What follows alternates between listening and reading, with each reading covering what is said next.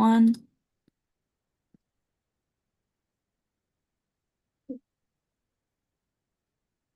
You are now live on Channel 8 and YouTube. Great, thank you, TCTV. Good evening. The time is now 6:30 p.m. I'm Chairman Mike Currie, and I'd like to call this Select Board Business Meeting to order on this 24th day of April, 2/24/24. If you could all join me in the Pledge of Allegiance. If you wouldn't, so would you lead us now? I pledge allegiance to the flag of the United States of America and to the republic for which it stands, one nation, under God, indivisible, with liberty and justice for all. Thanks, everyone.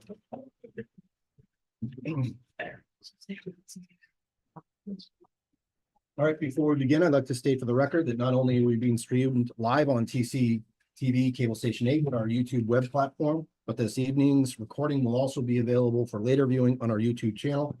We and TCTV would be happy if you subscribe. If there's any audience members who are or who plan to record video, please let us know before you start. See, I have a quorum here this evening. All five select board members are present. As always, our agenda for this evening is publicly available at the official source for town information, templetonma.gov. There you may sign up for alerts and public meetings, as well as our town administrator's weekly report. I would also encourage those listening who have not signed up for code red alerts to do so via our website by calling 866-939-0911, as this is the primary method for engaging with the public for important information.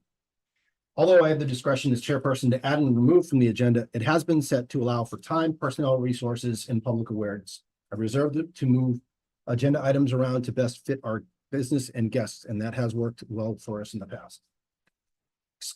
Excluding board minutes and comments, we have approximately 10 items on our agenda this evening with an estimated meeting time of, likely because of the hearings, closer to 3 hours.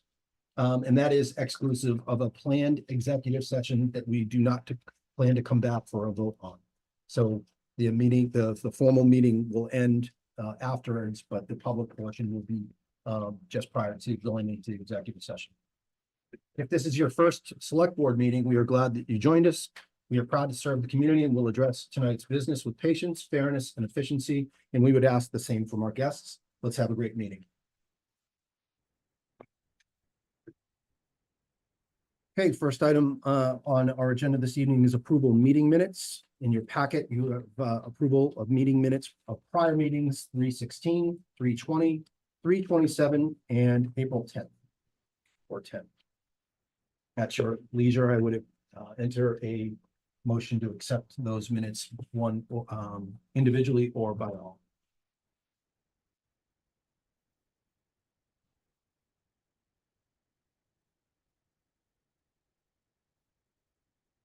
Mr. Chair, I move to approve the meeting minutes of 3/16/24, 3/20/24, 3/27/24, and 4/10/24 A motion. as presented. Seconded. I have a motion and a second. Any further discussion? Just have a couple corrections. Mhm. Sorry, about, well, one is I would, like a question, I have a question and, an action for, if that's okay, on fire and EMS. Board members and residents think it would be beneficial to look into options to collect surcharges for the services at the private institution in Baldwinville. Can we get an answer for that later? Mr. Chair, I'm sorry, I'm not sure which meeting minutes she's referring Just to. gonna say that. Can you refer to the date of the meeting? So on March 16th. There we go. I'm making a request to get an answer to a question. Is that, or should I wait till the end? Well, if this is meeting minutes, if the meeting minutes are accurate, then All right, we. then I'll But if you skip would it. like, if you would like something on a future agenda, absolutely. So that would Just- be to just- find out if we, yeah. Yeah, you're fine. Could we follow through? We asked there was, Noel Francis asked, board members and residents think it would be beneficial to look into options to collect surcharges for the service of the private, entity in Baldwinville that we answer calls. Yeah, just text, email me with a request for an Okay. agenda item. And then, Easy.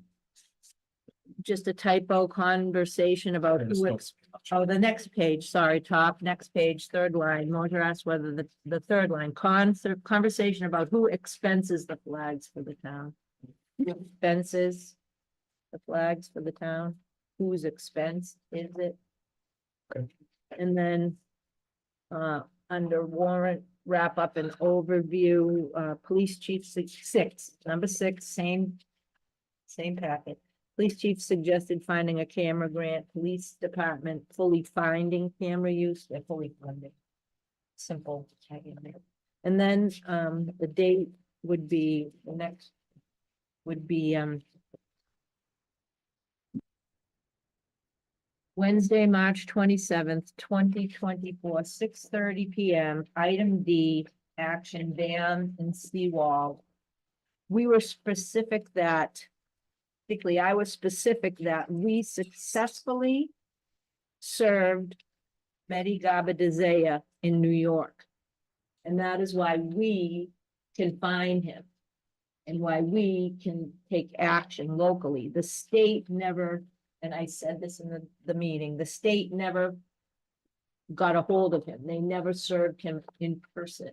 So the state could not find him because there was an issue with this grant and the, you know, who's responsible for the You're dam. just providing clarification. So therefore, right, it doesn't say that. So therefore, the town has levied fine, but the state cannot.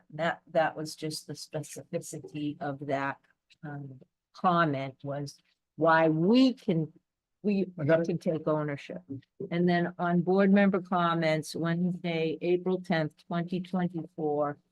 I had referred to a term I had heard on the news. It says Terry Griffiths growing beyond our capacity. That is not, I mentioned capacity, but what I said was growing beyond our revenue. We have plenty of capacity in town, but we don't have enough revenue to support a growing, we don't have enough revenue to support the growth. Okay. Okay, Julie, Fire, police. Julie, would you amend your motion to read as amended? At this time, no. Okay. I'm just a little too lost on it, sorry.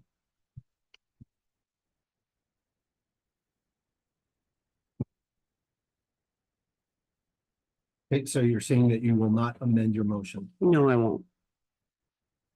Okay. Why do you? Any other corrections, observations? Board first. Mr. Chair, just an observation. Yep. Few meetings back, I handed in a checklist that was pretty specific on what we should be seeing and what we should not be seeing. And it is my opinion, we still have some light information that was presented in front of us that didn't quite meet the requirements of the checklist. Okay. And it goes across 3 of the 4. I'm not gonna go beyond that. Let's set up a meeting. Yep. And I'd like to address it. Okay, thank you. Any other board member comments? Just if Julie needs clarification. Sure.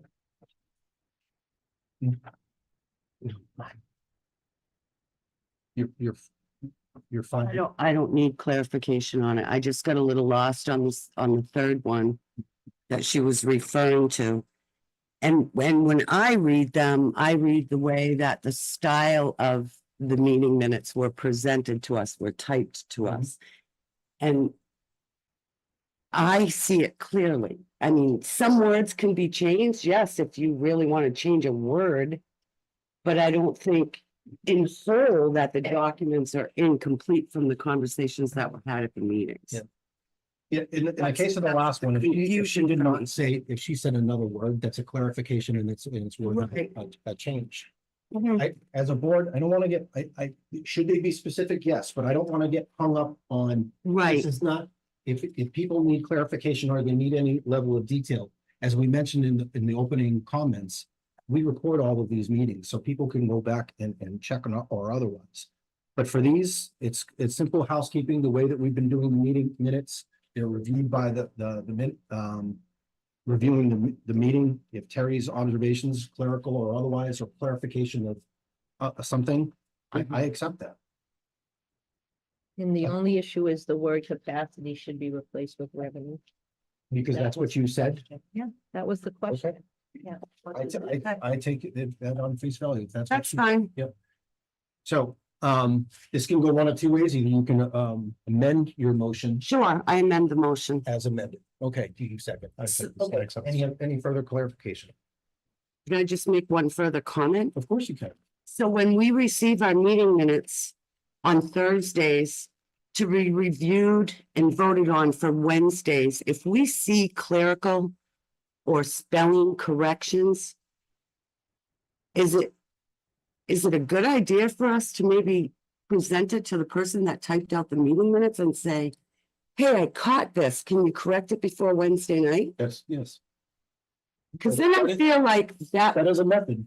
that is a better method in the future. Yep, I would be concerned about it, making sure that the packet that has them is then. Is the corrected before updated, that is corrected correct. packet for Wednesday night. That's a good idea. Is there any further clarification on these 7 minutes? Any other comment? But yes, So the March 27th meeting minutes continued to say resident of, in one place it says Toth. There are multiple Toth families in this community. You don't know which one you're talking about when you go back and under our open meeting laws, that's not. okay. Hopefully the camera picked that up because we can make that a change as well. But you've actually, this is the second time that you've brought that up in terms of specificity for people in the meeting, and we'll address that. Thank you. Anything further?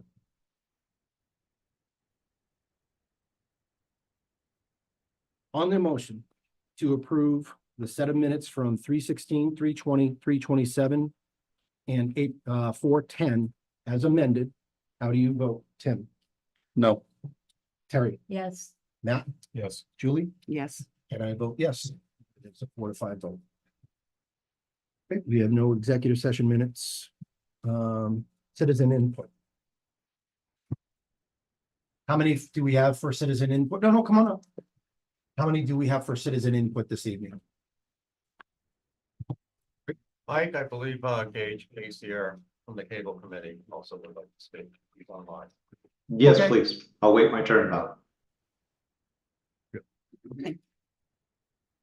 So Gage could not be here in person? No, he did not. Okay, Yeah. so I just, the only concern that I have, and it's not really a concern, I just want to make sure that if we're going to allow, and I offer this to the board, if we're going to allow public comment via Zoom, then we have to make sure that we're cognizant of that and that citizens are able to do that. I don't, policy wise, Mr. Vice, I don't know if you have any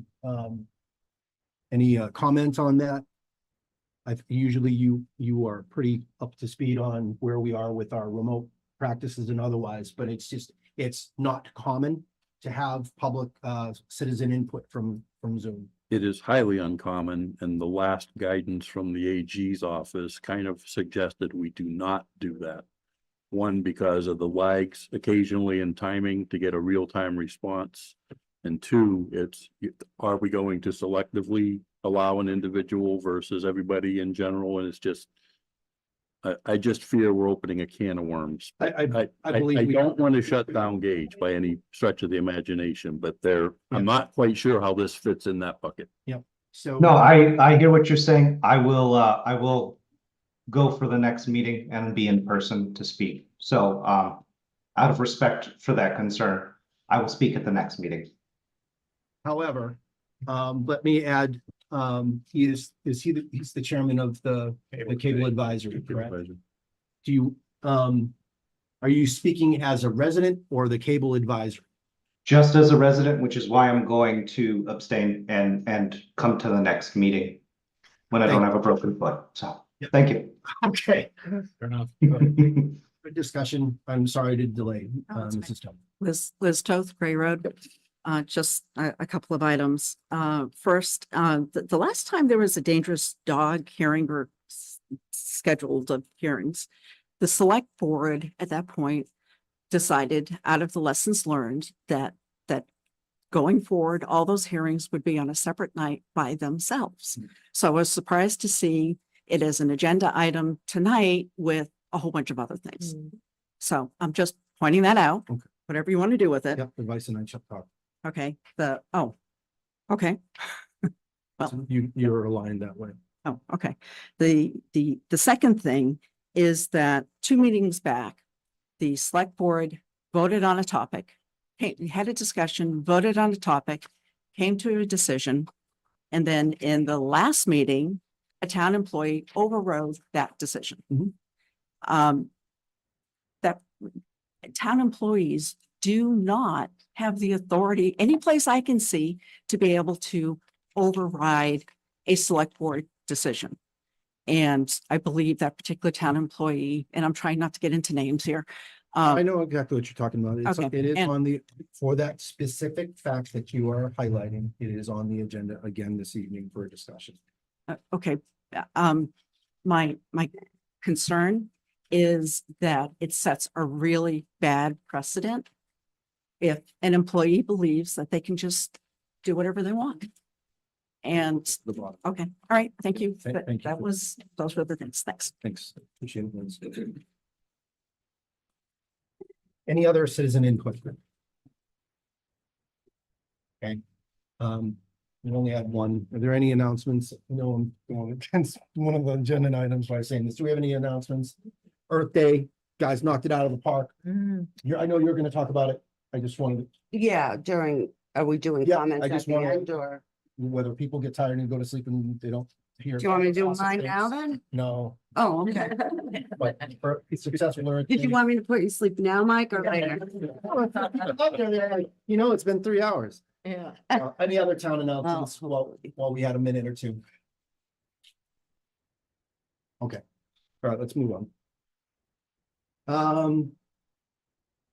Town administrator is out sick this evening. Assistant town administrator is on Zoom. Assistant town administrator Holly Young, do you have any comments this evening?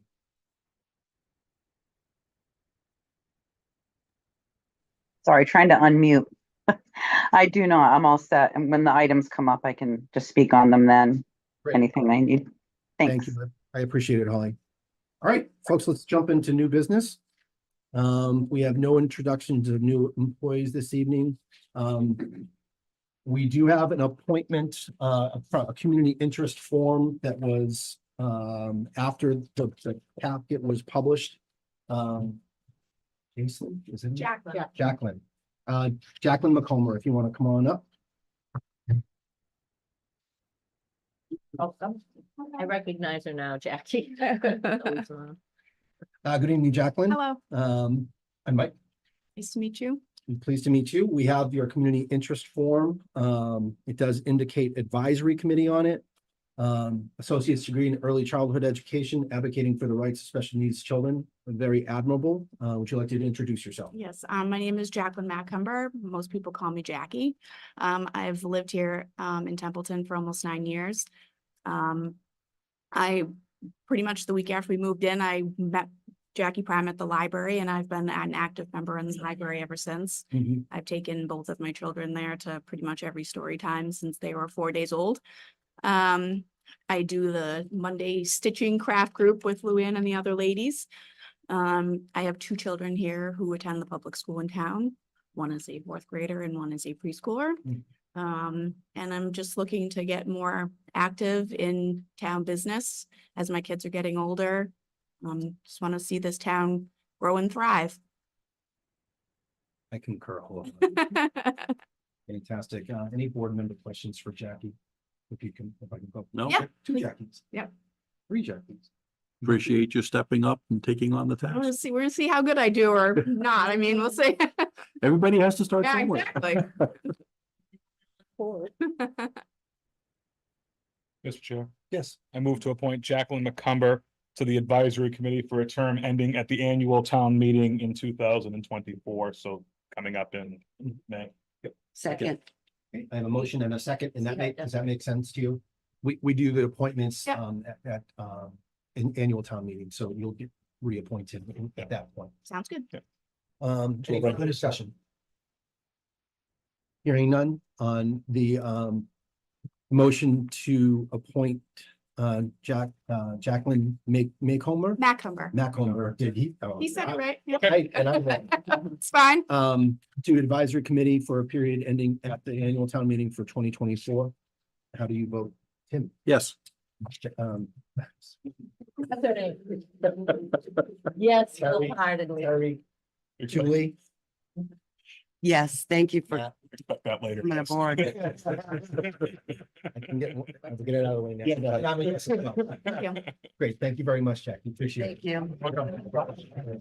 It's exciting, but No, it it is. really happened. Okay. Seconds, that's on best. All right, we are moving into our hearings that, definitely from a hearing perspective on the dog hearing. Good points from the vice and from Mrs. Tobin. We will definitely make sure that we take that into consideration in the future, especially if we wind up having a continuance this evening. Our first public hearing, item C, is a public hearing related to Templeton Spirit transfer of liquor license from CMSA Incorporated to Muralidayar Corp. Mr. Chair, Yes, I move to open the public hearing, read Templeton Spirit transfer of liquor license from CMSA Incorporated to Muralidar Corporation. Second, I have a motion and a second. Any discussion? Hearing none on the motion to entering into public hearing. How do you vote, Tim? Yes. Terry? Yes. Julie? yes, Matt? Yes. And I vote yes as well. We are in public hearing as of 6:51 PM. And if we butchered that, we're sorry. Okay, you should, for these types of, ABCC liquor license, transfers, they're usually pretty straightforward. Mhm. I'll let you give the petition to the case. Sure. Board members, if they have any initial, questions, they'll ask. I'll ask, if there is any opposition. A final, recommendation and then a wrap up of any questions. There will be no deliberation. Will come out of public hearing Mhm. and any deliberation or decision be made directly out. Thank you, Mr. Chair. Thank you, Board. My name is Matthew Porter. I'm the attorney from Realtar Corp. Alongside me is Sankit Patel. Mr. Patel is the president, treasurer, secretary, 100% owner of the corporation. So before the board, this is the transfer of the license for Templeton Wine or Templeton Spirit, 197 Patriots Road. Mr. Patel has a wealth of experience in liquor industry. He's been in the industry for the last 20 years. Does own a new location in Worcester as well. Has operated all of his stores with the utmost safety protocols, no underage sales, no violations whatsoever. Same thing goes for the manager that's taking over. She's been in the industry for over 10 years, has experience in liquor industry as well. Both of them are alcohol tip certified, so they certainly understand the rules and responsibilities that come along with alcohol sales. There are no major anticipated changes to the business, so no changes to the structure, no changes to the hours. I'm sure over time they'll do some cosmetic improvements inside, stocking it with a wider variety of inventory, but other than that, no major changes. So it's a fairly straightforward transfer, just related to the sale of the business itself. The only semi-unique aspect in this is Rockland Trust is financing the transaction. So Rockland Trust is requesting a pledge of that license. Certainly, if the board has any questions regarding what a pledge is, I'd be happy to answer that. But with the transfer of license, we'd also be asking for approval of pledge. So with that, I can certainly answer any questions the board may have, and Mr. Patel can as well. Could you give your name again? Matthew Porter.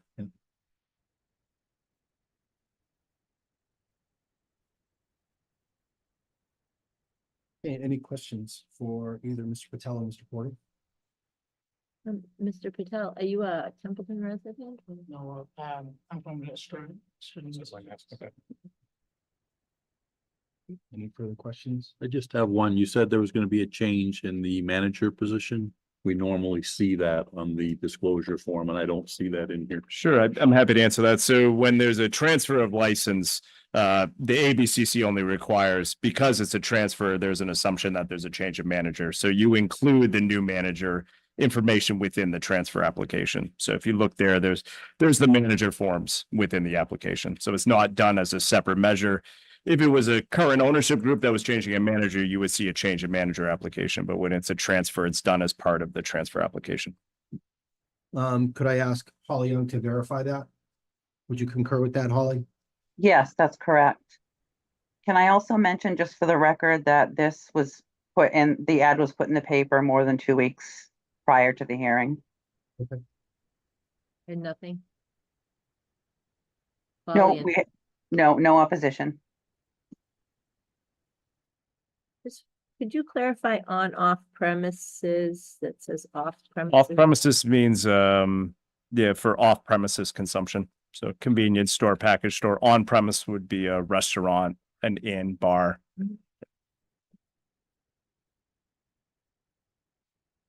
Any further questions from Mr. Porter, Mr. Patel? Is there anyone wishing to make any opposition to the change of license owner? Okay, hearing none, any call for final questions? Hearing none, Mr. Porter or Mr. Patel, what is your final recommendation? I would recommend it for approval. And I would just ask, Mr. Chair, just sorry to interrupt, but before, so the ABCC does require that the approval of the pledge be listed when the board approves it as well. So it would just be to approve the transfer and the pledge of license. Holly, could you clarify that? I'm actually not aware of that, but I'm sure Matthew has done more licenses that pertain to this, but I could double check that with the ABCC. Through the chair. Yes. So are you asking to walk away with it? No, so what a pledge of license is it's a security instrument for the bank. So it'd be similar to a mortgage. So when the bank lends on the package store, they require that the license be pledged to them as security on their loan. That being said, if the bank ever foreclosed on the business, the bank is not in the liquor industry. They would have to come back before the board before they would sell that license to somebody else. So the board always has full control as to who's being approved for that license. It's just a security instrument for the bank. So any motion we made should be, To include the pledge of license. yeah, so all you need to do is approve and pledge. Yeah, so approve the transfer and pledge, Who's please. checked on it? It is. There are no further questions. I would entertain a motion to come out of public hearing. So moved. Second. I have a motion and a second to come out of public hearing. Any discussion on that motion? Hearing none on the motion to come out of public hearing, how do you vote? Tim? Yes. Terry? Yes. Matt? Yes. Julie? Yes. And I'm a yes as well. We are out of public hearing at 6:57. Mr. Chair, Yes, I move to approve the transfer of liquor license for Templeton Spirits from CMSA Incorporated to Merladar Corporation as presented and to pledge the license as well. Second. I have a motion and a second. Any discussion? Any deliberation? Okay, hearing none on the motion to approve and pledge the transfer first from CMSA to Muladar Corp as presented. How do you vote? Tim? Yes. Terry? Yes. Matt? Yes. Julie? Yes. And I'm a yes as well. Congratulations. Excellent. Thank you very much. Thank you, gentlemen. Thank you. You gotta come every meeting. All right.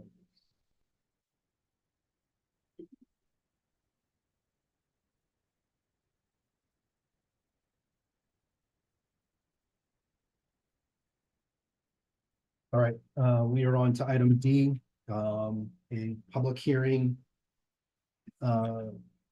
with reference to a dangerous nuisance dog, last name Fuguglietti, in accordance with Mass General Law 140 subsection 157. I would entertain a motion to enter into public hearing. So moved. Good, you got it. I should have so moved. You don't have to read that. We just Okay. go. Second. Yep. Okay, motion in a second. Any discussion going in? Hang on. Any discussion going into public hearing? Hearing none on the motion to enter into a dangerous dog, nuisance dog hearing in accordance with 140, 157 and the last name owner Fuguglietti. How do you vote, Tim? Yes. Terry? Yes. Matt? Yes. Julie? Yes. And I vote yes as well. We are in public hearing as of 7 o'clock sharp. Okay. A couple instructions before we begin. This is a hearing of the select board held pursuant to general laws, chapter 140, subsection 157, and section 14.4 6.7 of the town's general bylaws for the purpose of determining whether a dog named Dakota of 19 Circle Street, Baldwinville, Mass. 01436 is a nuisance or dangerous dog, and determine the appropriate remedial action to be taken. You can come up now. Mass General Laws, Section 140-157 states that the hearing authority shall investigate or cause the investigation of the complaint, including an examination under oath of the complainant. Accordingly, I will now swear in Sarah Caden as the complainant. Go ahead and raise your right hand. So do I stand? Yeah. Go ahead. I state your name. I, Sarah Cadden, Pledge to speak the truth pledge to speak the truth and nothing but the truth, and nothing but the truth, but so help me God. so help me God. Great, thank you. Okay, and this dangerous dog, nuisance dog hearing has been initiated based on the written request of ACO Sarah Caden dated on or about 8 April 2024. That was the notice to this board, stating that the dog in question has frequently and allegedly attacked area residents. During this hearing, Did you say 8/8 or 4/8? April 8th. That was the that was the notification to the board. Yep.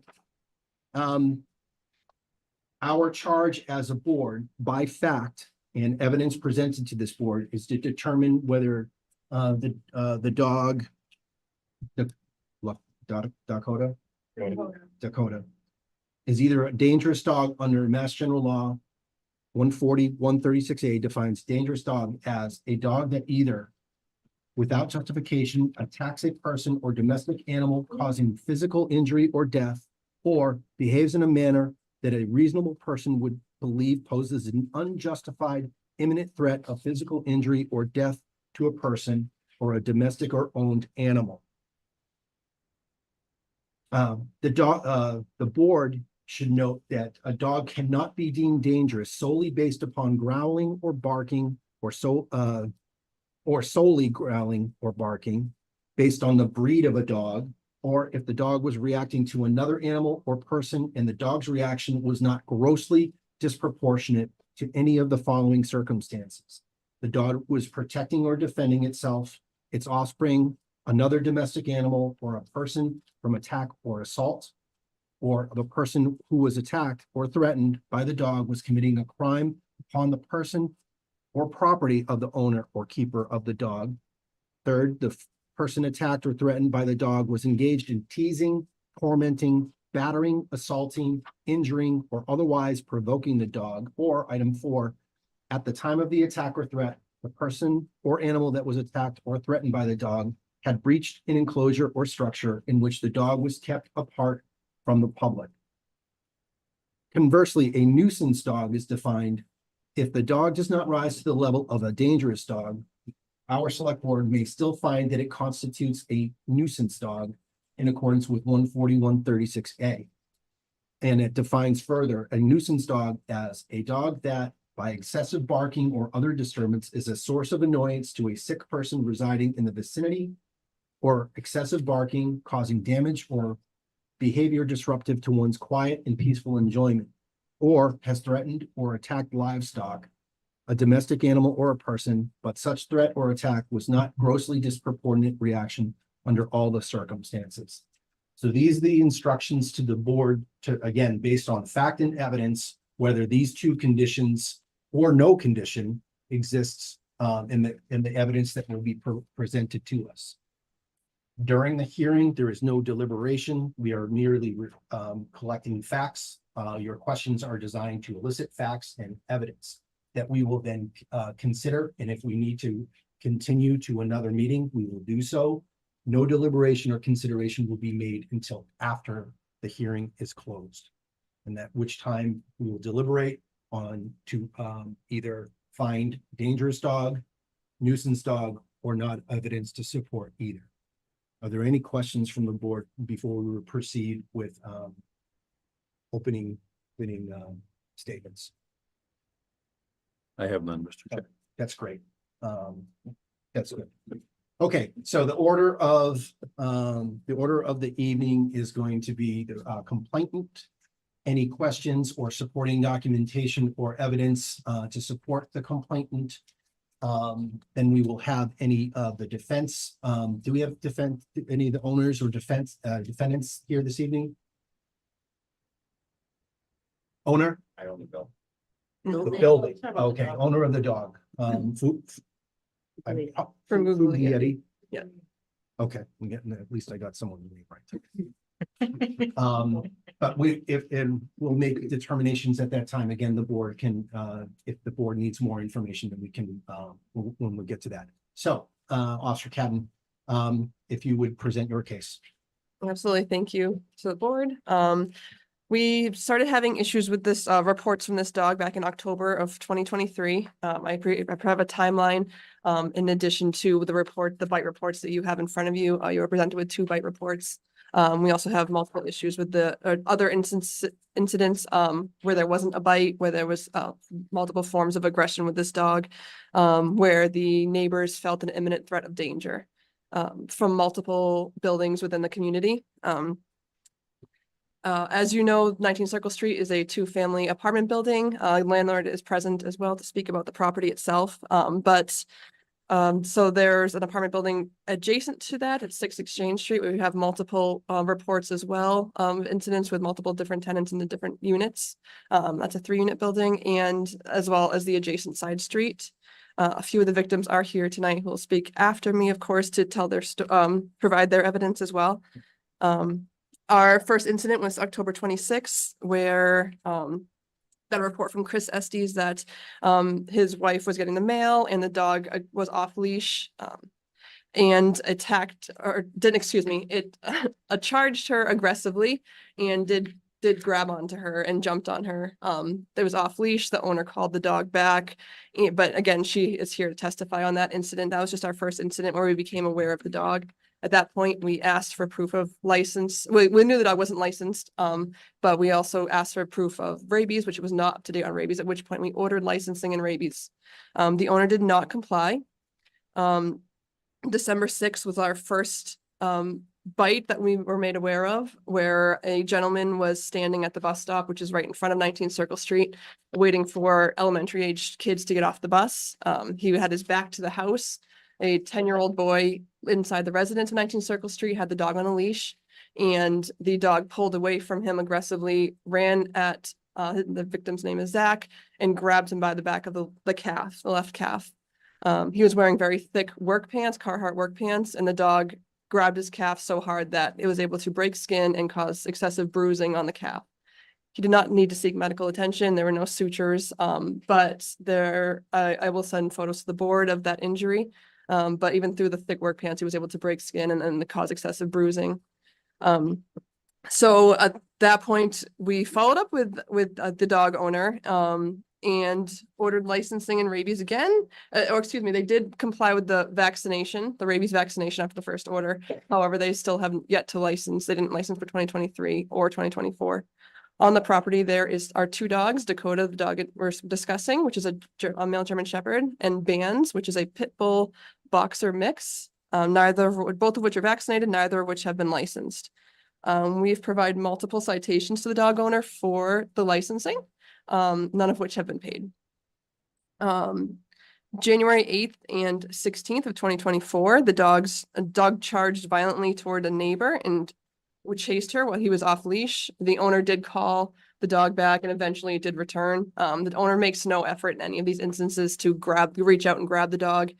From what I understand, he stands and just kind of yells to the dog. When we ask him about this, he just says that that's how the dog is trained. He's a trained protection dog.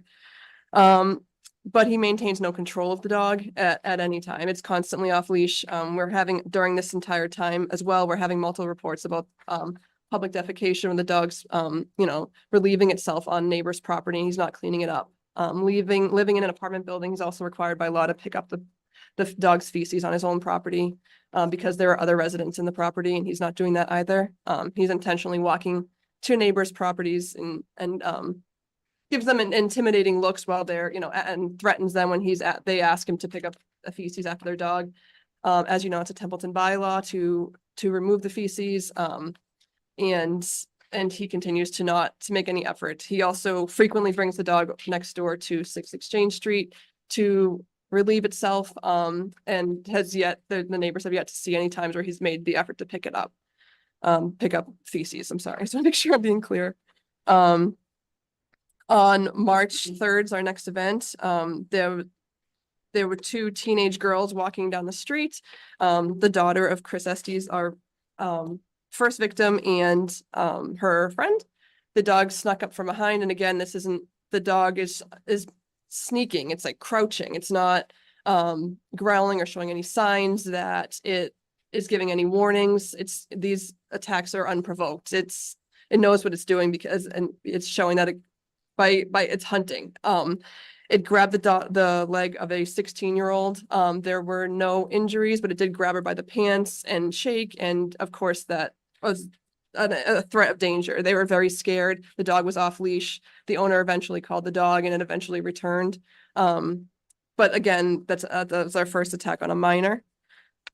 On March 26th, we had a 911 call where the dog had was off leash again. Excuse me, when I'm saying the dog, I'm referencing Dakota, the dog in question. Aggressively chased a female neighbor up 3 flights of stairs.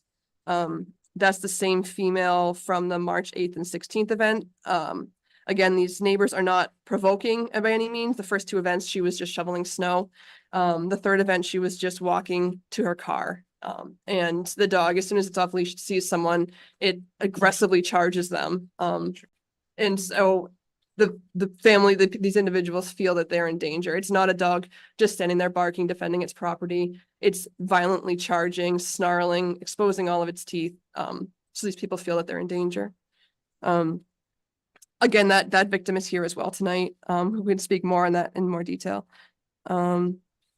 We received a verbal notification of a severe bite to a male teenager minor's leg. The parents did not comply with our request for a bite report, but the child was hospitalized and he received multiple sutures and has permanent scarring on his leg. Again, just a teenager walking by the home. I made sure to verify the dog was unprovoked. It was grabbed onto his leg and was thrashing, causing severe lacerations, which required multiple sutures. The parents of that minor are going to present you with a letter as well as photographic evidence of the injuries and all the medical records via email, because that's how they preferred to handle this case. So all of that will come in writing to you after tonight.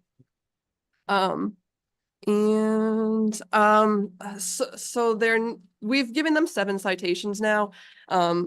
We've given multiple, they haven't paid a single citation between failure to license and running at large.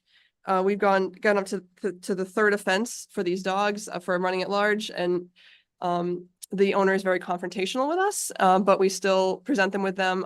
We've been beginning to send them via mail and certified mail. Incidents where there was an officer who had to arrive at the home for a domestic call, and they threatened to stick the dog on the officer if they didn't leave. Where the police, Templeton police, were dispatched to the home for a call, and the owner threatened to release the dog to use it as a weapon against the officer. Templeton police officer, said, "You don't release it. That we'll have to shoot the dog if it comes after us if you release it." And they were able to defuse the situation. There was a call into the police station on August 8th where, and this is the quote from the dispatcher's log.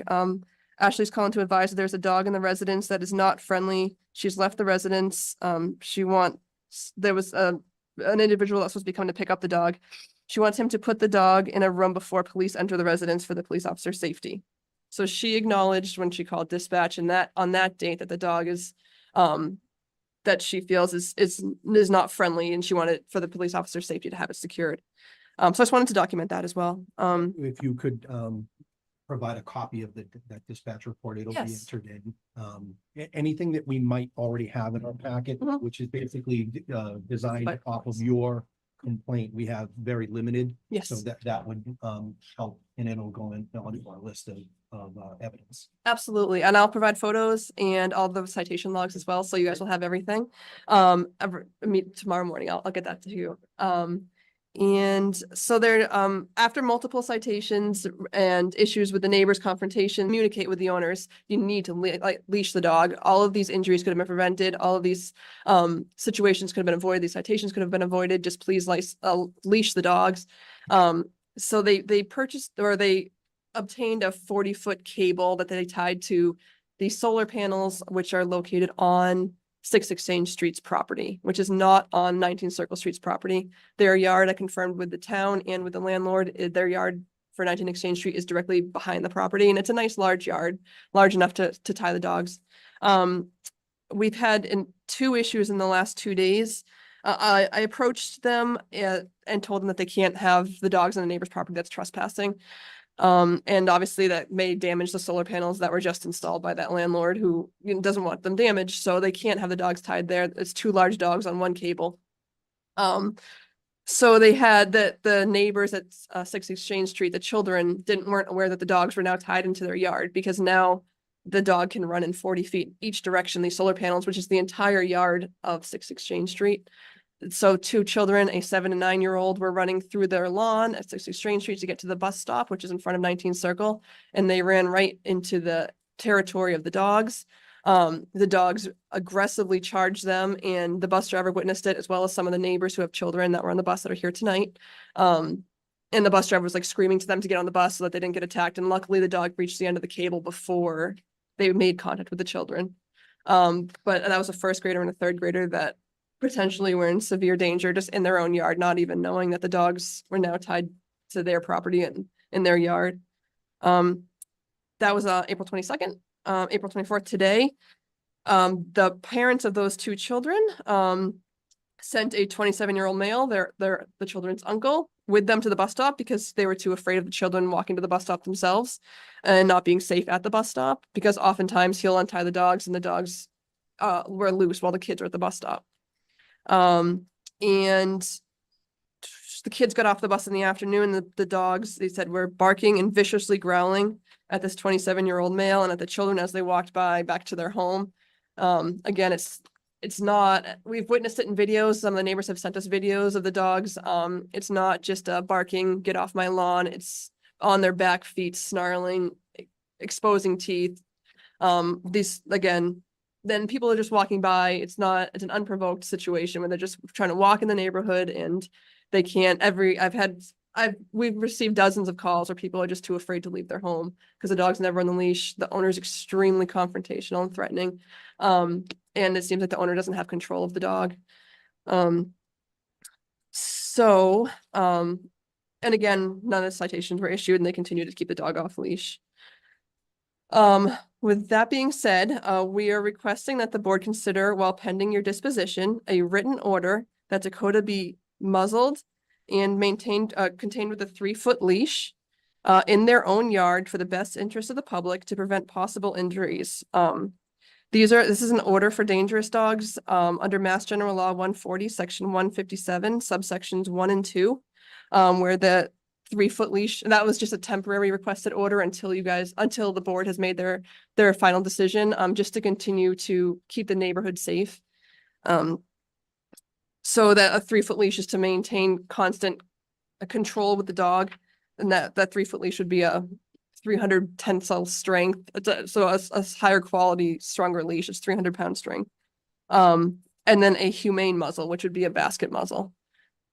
And after our first bite, Ashley, the dog's owner, did state that she does keep the dog muzzled while she's in the home because they have had 3 children in the home. So while inside, she keeps the dog muzzled, she said, so she owns a muzzle. But we just request those temporary orders until the board has their disposition to prevent more attacks and more injuries in the neighborhood. The Mass General Law again. Absolutely. Mass General Law 140, Section 157, and those are subsections 1 and 2. 1 is the 3-foot leash and 2 is the humane muzzle. And humane being a basket muzzle rather than the tight nylon one to allow the dog to breathe and drink water. And that's while it's outside. And then it has to remain on their yard, which is behind the house, not the neighbor's yard. No, yeah, my question, so I think we would be well within our but I don't want to deliberate. We're just thank you for the request. Of Do you have course, any just something. Testimony at this time. What, yeah, no, Just one last clarification, the dog remain in their home and not in the neighbor's yard. on Is that that- 3 foot, please shift all the time. Correct, and on the property of their, Oh, on of their their property. apartment, which is that they have a nice large backyard. In their, on their property. Yep. Thank you. Thank you. I was just making sure that she. Yeah. Yes, that was it. Anything else to add? That was it for my initial statement. Yes, thank you. And again, we have the Follow on victims here. documentation. Yes, yep, I'll get you that, everything tomorrow morning. Absolutely. Are there any questions from the board? I do have one. Absolutely. I understand the teenager did not step forward and you're gonna get some following information regarding the other bite that wasn't reported. Has there been a report from the hospital? Because human bites, animal bites, shooting, stabbings are all reportable events. It may be a redacted, you don't necessarily get the name, but the hospital is obligated to report that. Absolutely. And we did not, which was a weird situation. But there were photos and the parents did testify about that and they had to a neighbor and there are the medical records. So I said, they're going to send it all electronically directly to you. But they did not comply with our bite report on that, Thank you for our that. request, of course. You have a question? Through the chair, Tim, you said it's mandatory that the hospital? Yes, it is. And they didn't do it. I don't know that they did. That's That was the We question. didn't receive anything. Yep. Yeah, it doesn't always. Yeah. That regard, but we don't. Yep. So right now the questions are directed towards Sarah. Oh, I apologize. Yeah, I will, I just wanted any questions for Sarah, and then I'm gonna find out how many people I need to swear in. So you can wind up adding something like that, but I can't do that until I swear. people in. To address that question, the majority of our bite reports come in via fax. So if there was any kind of issues with the phone lines or power outages or something, there may be that blip that we didn't get it for that reason. So there is that potential. It's not on you, it's. Of course, we pursue absolutely every single dog bite, as soon as we receive it in, but there's that opportunity, I mean, that chance that it may not have been received. Thank you for clarifying. Of course, thank you.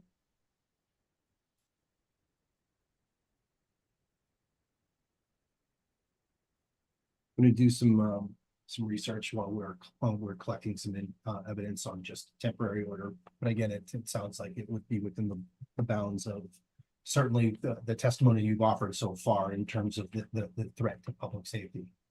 Okay, are there any questions for Sarah? That was just her own opening statement. How many people tonight plan on giving relevant testimony? 1, 2, 3, definitely. I almost want to call him first. Do you want me to swear you in? Yeah. I want to, let me swear both of you in, that way you can add in anything as a team. So if I can get those who raised your hand, we'll take it in order. I just want to swear those people who are going to give testimony. I state your name. I, Scott Axel. Do you hereby pledge to tell the truth I knew him. Pledge to tell the truth, and nothing but the truth? nothing but the truth. So help you God. So help me God. Okay, you're now sworn in. Sarah, if you can just take a seat off to the side. If it pleases the board, I'd first like to call the landowner to offer testimony. You know, the landlord, right? Yeah. Yeah. Is that appropriate? I believe it is, yeah. I'm fine with that. Okay. Yep, come forward, just state your name. George Durrell. address. I'm the owner of 19 Circle Street. Okay, yep, have a seat, sir. Could you state your name again? George Gorell, Correll. Gorell, Gorrell, yeah. They're also using the common hallways as playpens or protectors or whatever. I've never heard, although the dog officers told me they use a muzzle in the house. It sounds like romper room up there. We have not rented the first floor or anything for 6 months. We've been on a chase for about 7 months to get them out. But due to the court system changing from COVID, changing back from Worcester to Leominster, number one, and they're changing their whole scenario where you have to go to mediation and everything first and then refile. My first filing of paperwork was wrong because the individual who owns these two dogs moved in after the lease was signed. I have a signed order with the Templeton Police. They called me. And he is not supposed to be staying there, although they can, like they say, they're not babysitters. They can't babysit the situation. Steve, just to. But he is not on the, And the person that moved in after the lease signed is the owner of the dogs. yes, Okay. as far as I'm to The understand. dogs were not initially Part of- presented. to They you. were not, they came in after the original tenant and her boyfriend rented. They had, this gentleman apparently got out of jail. She had a tussle with her ex-boyfriend or boyfriend at the time and now moved this gentleman in. Okay. Um, Is it your policy to allow? all three of them were there at one point and fighting. The police had me come down, sign an order that this gentleman could not stay there, that he was not on the lease. But they are not going to, they have told me they are not going to police the situation. It's a court matter. They can't chase him night by night, whether he's allowed to go there, but he's not allowed to stay over. Mr. Correll, I got a question for you. Do you have a pet policy for your leases? Do you allow pets? Or I was that a did part not, of the but, initial- but the lease that I had, typed up did not. Here was the problem when I first filed it in court. I filed based on wanted them out because of the, animals. And the judge looked at it and said, you don't have that on your lease. You have to refile for a reason to get rid of this lease. And I only normally do tenant at will, but, sometimes when you try and help people, it doesn't work. I handed her the lease after so that she could transfer schools for her kids and get fuel assistance and stuff like that. It's first lease I ever handed out. And I've owned that building 25 years. And that's. And I only did it as so I printed off a quick one, wrote the names in, Ashley, Dylan, and three kids. No pets, no nothing. But it didn't say that on it because I was doing it so that she could transfer her kids for school and anyway, so then the court has to go by the law, and the law was the lease that I gave her. So they rejected it the first time. I've been at this trying to get this dog thing eradicated for 6 months now. We finally have resolution with the court. They are supposed to be out on or out by June 30th, although the court will tell you if you don't, then you have to go back. And you have to pay a constable and physically have them removed, but you have to file court again now, the way the court works, to get a date, to get a constable to go. It's a scenario now after COVID with, because rents have gone so high, judges don't want to kick anybody out. Does the board have any other questions for Mr. Grell on the dangerousness and nuisance portion? But I will say that the Templeton police have a thing saying that this gentleman is not even supposed to be there or stay overnight. They can't police daytime if he comes or goes. He can have friends. That's what they tell me, but they can't babysit overnight. He's been staying there. Number two, and I kind of forgot it earlier, but we can't do anything to the buildings. And part of what she was saying, we haven't been doing work to the building. She complained about a couple of things. They use the common hallways as, this has enclosed hallways. They use them as the babysitters for the dogs. One of my workers got chased out, and so we haven't been able to, and I haven't felt it right to even rent the first floor or even go there. It's a single point of entry, Mr. Grell? No, it has a front hallway and a back hallway, but they're both enclosed. Okay. So, I mean, we can get in through one door in the front that's totally separate from But if the fire and police or anybody else wanted to go there and they're using these hallways as babysitters, how are they gonna know? Well, obviously the police would know that now, but how would the fire department know that if they had if an emergency with one of these kids or something? So that really concerns me. You know, they're just throwing in the hallways when they don't want to, and there's two separate hallways, so they just, that concerns me. Mr. Grill, I got a cross verification with the ACO question. So the occupant, the legal occupant for right now is Ashley Fuguglietti. The owner of the dog, Dakota, is another gentleman. We have proof of ownership with a rabies certificate. To Ashley. To Ashley. Okay. Yeah. But it was your contention, Mr. Grell, that the dogs did not arrive until after this gentleman came in. That is correct. I did not see it when they moved in, they did not state dogs Yeah. or. Part of your testimony, basically, that I'm sorry that you have that other court case going on, but we're trying to determine ownership and Sure. and where the dog, verifying the dog is coming Sure. out of where the report says it is. Are there any questions for Mr. Burrell? No. Okay, thank you, sir. Thank you. I appreciate it. Yeah, we might take a recess and Eric's Smith. Next was witness. Whoever would like to come up first.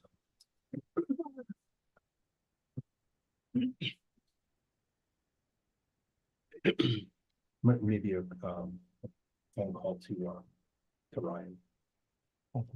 Yeah. Good evening, sir. Good evening. Thank you. Can you please state your name? My name's Christopher Estes. Thank I you. live on 36 Circle Street, which is slightly down the street from them. Thank you. I'm speaking for myself and obviously my wife. The first incident that happened, she went out to walk out to get her mail. As she went out to get the mail, the dog came at her for the first time. Well, the dog owner, I won't say male, the dog owner was standing on the road. Well, as the dog came up to her and started, attacking her and everything else, he simply stayed on the street calling the dog's name with the leash in his hand. As he did that, the dog finally let up, went back to the owner in the street. At that point in time, instead of putting the leash on the dog, he then allowed the dog to come back at my wife for a second time, attacked her, still stood on the street as the dog was attacking, came back from finally doing it for the second time to the road. And at that point in time, you would think you would put the leash back on the dog. He did not. Then both the dogs came back at her for a third time. Name of this gentleman? Yes, it's Isaiah Burnett, sorry. No, it's okay. Thank you. No, I don't. Last name is Burnett. So at that point in time, he disappeared, whatever, went back. That was the first attack with my wife. At that point in time, I obviously contacted, unfortunately, I was in California at the time when it happened, so I wasn't at the house, so I was kind of dealing with it across the United States. And it was extremely alarming to me, as my wife walks out completely unprovoked, just going to get her mail. At that point, I started worrying about my kids. I have a 5, a 10, and a 16, almost 17-year-old daughter. My daughter was the one that was involved with her friend, obviously, at the second attack, when they just, went down to go get some pizza at the store. Everything was fine. Her friend forgot something at her house, my house, so she went back to go. Same thing, walking down the street, everything was fine, completely unprovoked, just walking. All of a sudden, the dog came from behind, grabbed her by the pant, proceeded to attack her. No owner in sight, the dog let go and then, at that point disappeared. No clue what happened, but neither of the girls saw the owner in sight whatsoever. That was the second one. My friend Zach was the third one to get attacked. He was, kind enough to help us get our kids off the bus. And the thing that, that worries me is my 5 and 10-year-old's bus stop is at the same point where the other two kids got scared the other day. It's a pretty big dog. If it was to get a hold of a 5, a 10, a 4-year-old, it'd be a lot different than, you know, Zach, my wife. And there's a lot of kids in the neighborhood and a lot of kids at that bus stop. And it's, you know, as this goes on and the attacks and everything else, I'm really starting to worry for the safety. I mean, I was already, but it just, you know, today on our way here, I'm driving the car knowing that this is all going on. I look over at them and the woman was in the backyard with the 2 dogs, no leashes, no nothing, running around, even to this point with all these attacks and everything else. No care in the world, you know, next victim, who knows when it's going to be, who it's going to be, what age. And it's worrisome, you know, because at a 5, you know, a 4 or 5-year-old gets attacked by this dog and it's going to be catastrophic. And it's just, you know, they're not following the rules, laws, nothing. And it's, you know, for that dog to still be off leash at this point, knowing that there's a hearing right now because of this dog and the thing, and she's yelling at it, waving her hands, they're running around, and it just blows my mind. You saw that this evening on the way. Yes, correct. I wasn't able to get a video. Obviously I was driving, but I looked over and clearly saw both dogs, no leash, running around in the backyard. Esther, I have a question for you. Yes, absolutely. Could you describe your neighborhood? You know, I'm looking at a map of it. I just want, was hoping, you know, proximity to, looks like Cumberland Farms. Yeah, Right. yeah, Could you so- just describe for? Cumberland Farms is right on the corner. And then you have the brick buildings right there. And then you have the blue house with the spotlight on it. That is my house around the corner. Okay. So as this went on and everything else, he obviously knew I was the one, you know, dealing with this. And, you know, that's when he started taking the dog.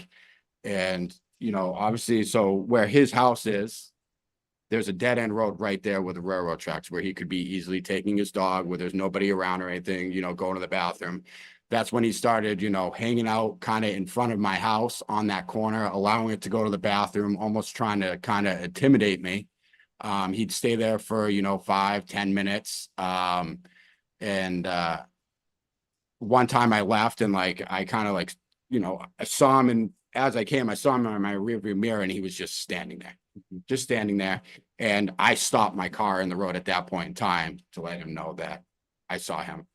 He would then start slightly walking. He would stop. I would stop, drive, you know, to make it clear that I knew he was, you know, basically trying to intimidate me with him and his dog, which, like I said, with my kids and everything else, I've lived in Baldwinville for what, 5 years? 5 years. I love it. Never had a problem in the neighborhood. It's been great. And I fear for my kids' safety big time right now. And it's alarming. Animal control has been awesome, gone above and beyond and helped. And I'm extremely appreciative of everything and all of you for, you know, allowing this to happen. But something bad is going to happen real soon. And to answer your question also about the hospital, the boy wasn't clear on how the incident initially happened, hence why it wasn't reported as a dog bite. So I'm working on getting the pictures and all that from the. Yeah, I have every. Yeah. faith that Yeah. Sarah says that we're gonna. 100%. And they've been, like I said, they have been phenomenal. The police, everyone has been phenomenal. It's an unfortunate situation. Like I said, we've lived here, love it here and everything else. And our neighborhood has been really quiet and no problems. I have great neighbors all around me. This is just an unfortunate situation where, you know, it's a dangerous weapon, you know, and it's a dangerous weapon. And I feel for the dog because it's not the dog's fault. It's the owner's fault. And, it's just at this point, it's a dangerous weapon just walking around our neighborhood. And it's not like it needs to be provoked or anything of the matter. It's, you know, a ticking time bomb. So. Chris, I have another question. Yes, absolutely. As you were describing it initially, the open sheet, your wife, when you were away. And your Yes. wife was getting the mail. How far away is 36 from 18? How many houses would you? So Do you have a mailbox or? So if we have, so as you come up the straightaway, it's our house. The brick buildings, which is like multifamily kind of thing, and Cumbies, and then the house is right across the street. So you're talking It's 3 houses. 3 houses down. So it's, yeah, so it's maybe 300 feet, 400 feet, you know, I would say probably. Okay. But like I say, it's just, the fact that he knows that every house around me has kids, you know, and we probably have what, 10 kids at the bus stop? Yeah. Young kids. Yeah. Young kids. So, Thank you, Christopher. yeah, I appreciate it. Absolutely. Are there any questions for Christopher? I appreciate, thank you. I appreciate it. Yeah, I'm all set. No questions. All right. Thank you very much. I appreciate it. Sir? Yes, good evening. My name is Scott Jackson. I live at 6 Exchange Street up on the 3rd floor. And I'm also a disabled combat veteran and I have a great day. COID, sir. Thank you. So I have a Great Dane service dog and I've lived in Templeton 7 years at least. And my dog's all registered, everything. I actually have a lead in my yard, which I'm afraid to put in my dog right now. Because on multiple occasions, 2 times, I don't have the dates right on the top of my head, but it's written down and been reported. Chase my other half. There's only one way to my house, and that's in the back of the house. So on the 8th, there's 3 flights of stairs. You hand. That's the letter he handed to me when we first arrived, Okay. just listed the dates. Okay, so that's your letter. Yes. He brought Okay. that back. Yeah, please go ahead. I just want to make sure that we're getting the records. Sorry. correct. No problem. So, like I was saying, there's only one entrance to my apartment, and that's up 3 flights of stairs to the 3rd floor in the back of the building. Now, Circle Street, where the dog lives and resides, is directly next to my house. There is no fence there to block anything. And so, like I was saying, on January 8th, my other half was out shoveling, taking care of the stairs. I need a knee replacement, so I used to walk the dog all the time in the neighborhood. My knee's not allowing me to do that right now. So she was outside doing some snow, and the dog came out of the door on their property, ran, charged across into my yard and chased her up the stairs. And she was pretty scared. This dog is over 125 pounds. My Great Dane's 135. And you guys know what a Great Dane is. She's, good sized dog. And, we're all in fear of this dog. And the other dog too. As of this morning, they were outside in the backyard. It seems that it's early morning, about bus stop time. Dog needs to go out, so let them out. I have never seen them on a leash up until the other day. On Monday night, I saw him hook up his one leash with 2 dogs attached to it to the solar panel. So I went down with my video camera to, record it and send it to the dog house. Well, the guy's outside screaming at me at the window while I'm on my property looking at his dogs tied to the solar panel. And I said, I'm just wondering why you're tying the dog up to my yard on a solar panel that controls the whole house, mind you. And he slammed the window down and then came out and got right in my face, literally in my face. I put the camera in his face, and he tried to intimidate me too. Call me every name in the book, saying ruining his life, this, that, and the other thing. Just before we came here, about 5:30, it's almost like clockwork. When he gets home from work, he lets the dog out. They're outside running around, both dogs. Just like he said, I saw it because I was coming downstairs to come here. They're out in the backyard running around. I don't feel safe letting my dog out there. I actually have 2 cats that I put out there. They're 6 months apart. They're like brother and sister. Mhm. And I hooked them up on their little harnesses onto the lead, and they'll walk my yard and hang out, enjoy the sun, have a garden back there. I would not bring out my cats or my dog with these dogs. I have never seen the muzzle. It actually makes me sick to know that they own a muzzle and don't use it, but they'll use it in their house to protect their own. But they'll let the dogs run the streets and they're biting people. Literally got in my face Monday. She's got the video. You know, I don't need to be calling the cops every 5 minutes because this guy's dog is in my, and yeah, there's been defecation there. He don't clean it up. Guy's pretty ignorant. I mean, Mr. Jackson. knowing vision, sure. So the muzzle that you saw, and I'm gonna ask for Sam. I've never seen it. I've never So seen you've it. never seen it? No. Are you aware of the muzzle? After our first bite, we asked her about it. She said that, and we weren't allowed to come and release the dog from quarantine unless we arranged it ahead of time because she didn't want to open the door and have the dog attack us. She said that the dog is muzzled when it's inside the house. We didn't, But we didn't see a muzzle. You said it's a basket type is the appropriate type. That's correct. Yes. Okay, so we don't even know the type of muzzle. Correct. She just says she muzzled it while it's in the house, but she said that if we were to knock on the door and she'd open it, the dog could attack us. So she said we have to arrange it ahead of time for us to be able to release the dog from the 10-day quarantine, which we have to do after every single bite. Yeah, I just wanted to see if there was any clarification that like any attempt to use proper equipment.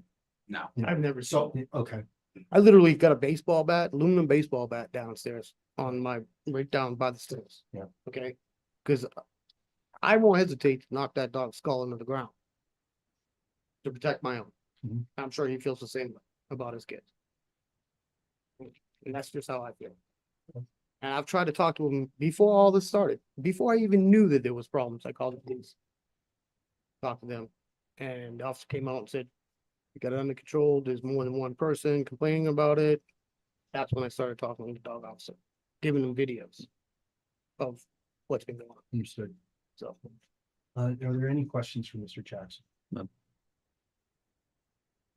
Lee, are you good? Mr. Chair, just one question, just to confirm. So you've never seen these dogs on a leash, no, either until one, Monday, and they tied it up to the side of my, or with a muzzle on their Never. face? Okay, thank you. Okay, thank you, Mr. Jackson. I appreciate it. Okay, are there any other witnesses this evening? Okay, moving forward. I think a lot of the evidence, because remember, I mean, it's not that I like to read things to people. I read that in the beginning of the hearing to make sure that the people understood what the authority and the scope is of this board and of this hearing. Much of our decision is based on some of the evidence that has still yet to come to this board. But based on testimony, I think it is I think it is a complete reasonable thing to discuss outside of the hearing, a temporary measure if this board chooses to continue this evening, so we can get the remainder of the information, like the handwritten note, photographic evidence, I think is going to be crucial. Or again, I don't want to boost evidence that hasn't even been entered in yet, but we require that information. Are there, yes, go ahead.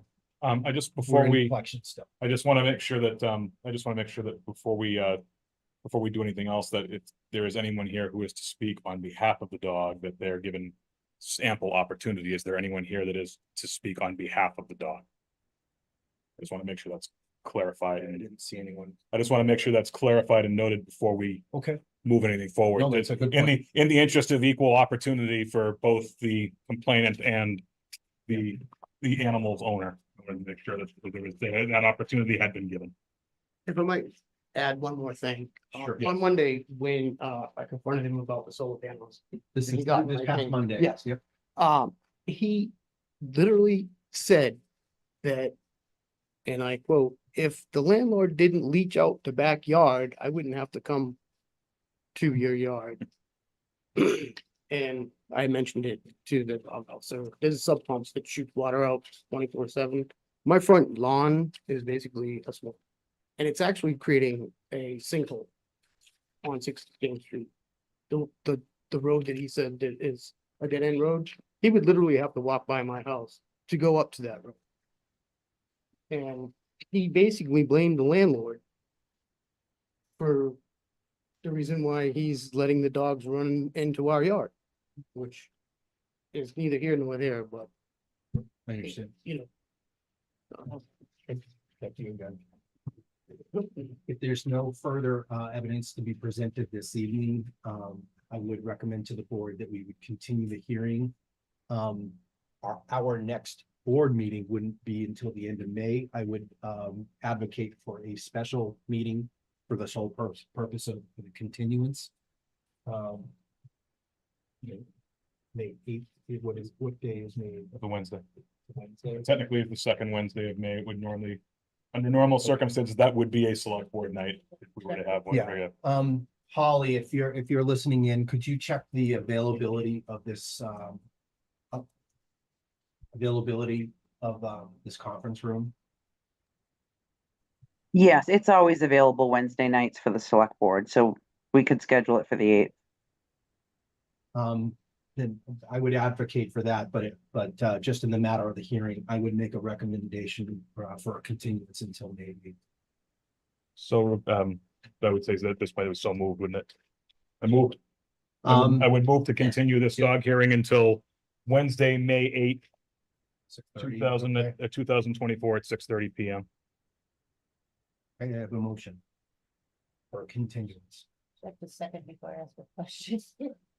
Well, you can ask the question after you second. Okay. This is any discussion. Do we need to in that motion, the dog, animal control officer asked for a temporary order? Okay, so you can just move it along with what we just did, and then that's gonna be it. Right, we're gonna continue the hearing in terms of evidentiary collection. But based on evidence outside of the meeting, we can discuss that, and I have a proper way forward. Of course. And any other district? I just want to say, May 8th is a long time to be dealing with this dog on a 24-hour basis. That's for the hearing. I understand that, Yeah. but I mean, this dog is in my yard every day, 2 or 3 times a day.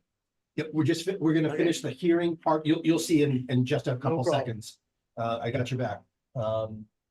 Any further discussions on a continuance of the hearing to May 8th?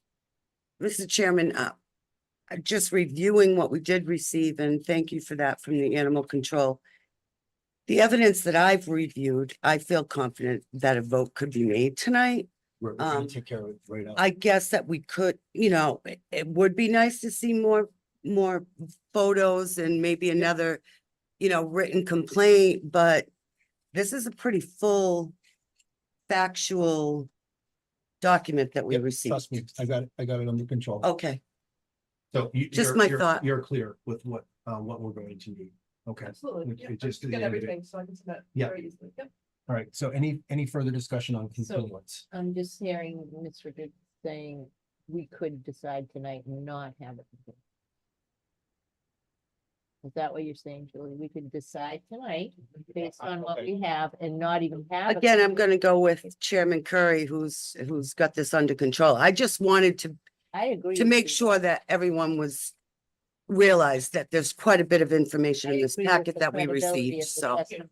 I um, do agree. it was well done. Thank you. We appreciate And I all do the agree with- detail. I certainly do. Mr. Chair, Yes. I understand the spirit and the intent of what's being done. We are still in the meeting and we are broaching deliberation. Right. I agree. I would suggest strongly we take action on the motion with the second on the floor. Okay, and this is for deliberation, and what I hear from Julie is that they're saying in a conversation about that deliberation, a continuance, is that they're voicing their opinion that they don't see a need to. That's what they're saying. And as we had brought up when ACO Cadden made the recommendation, I think I have a remedy for that. That would be, even if temporary, would be satisfactory until we can get the rest of the evidence. Does that make sense? Concur. Yeah. Yep. one less comment. And this is about deliberation. I'm sorry. I see it. Continuing. Continuance. I don't feel comfortable that the people are gonna be safe. I don't know what you're gonna propose, and I know that's.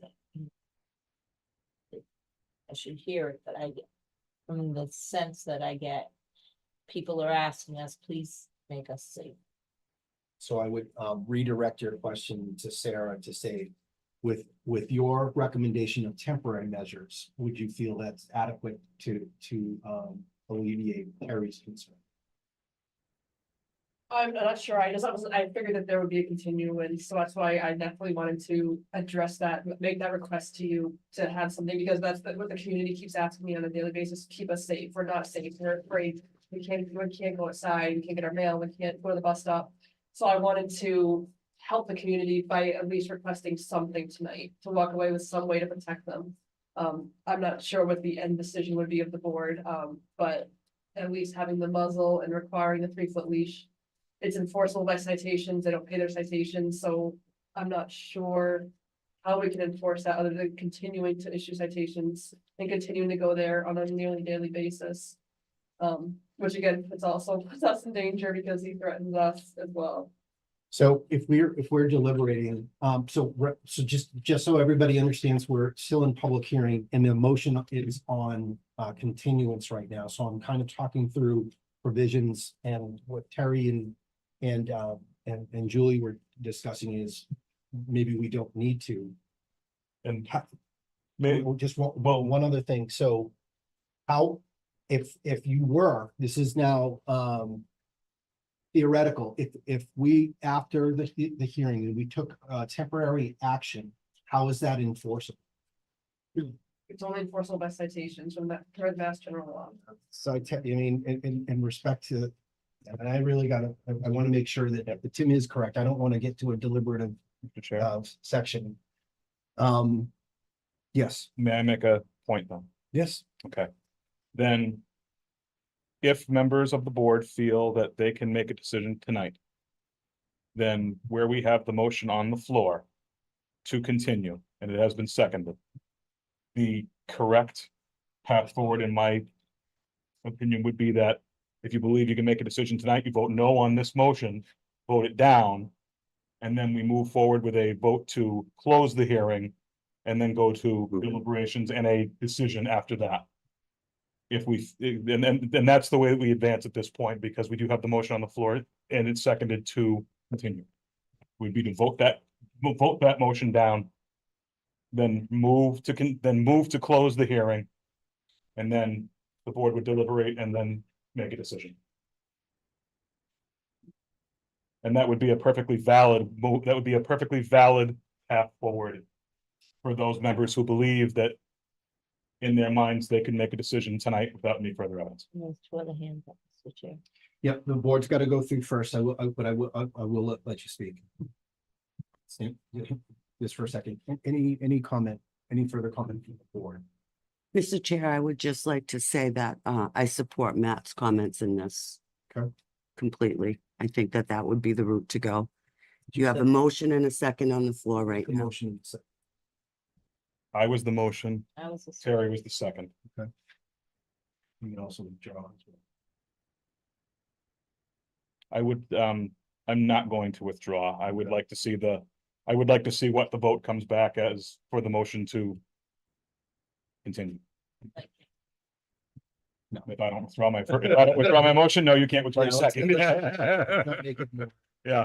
Lesson learned, don't go there. Yeah, and I am trying to think like a couple steps ahead. Who had their hand up to speak? Go ahead, sir. So the one problem I have with this is to enforce a leash law that somebody's not willing to move forward with multiple times already still puts us at danger. He's not going to follow this leash law or muzzle. He's not. He hasn't yet. He's been cited. There's been calls with the police, animal control, time and time again. And we drove here and they're out. He's not. It's the safety of the kids in the neighborhood at this point. He's not gonna follow anything. It's just, and I don't mean to waste your time, but It's the fact of the matter. He hasn't followed the law yet. He's not gonna. I mean, He's just not. he even threatened a police officer.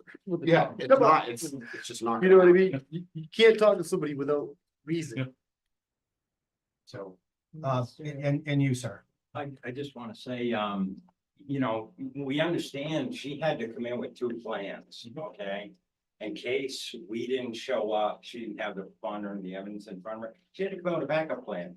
As bad as it is, she can only give out citations. They haven't listened before. She had to come in with 2 plans, okay?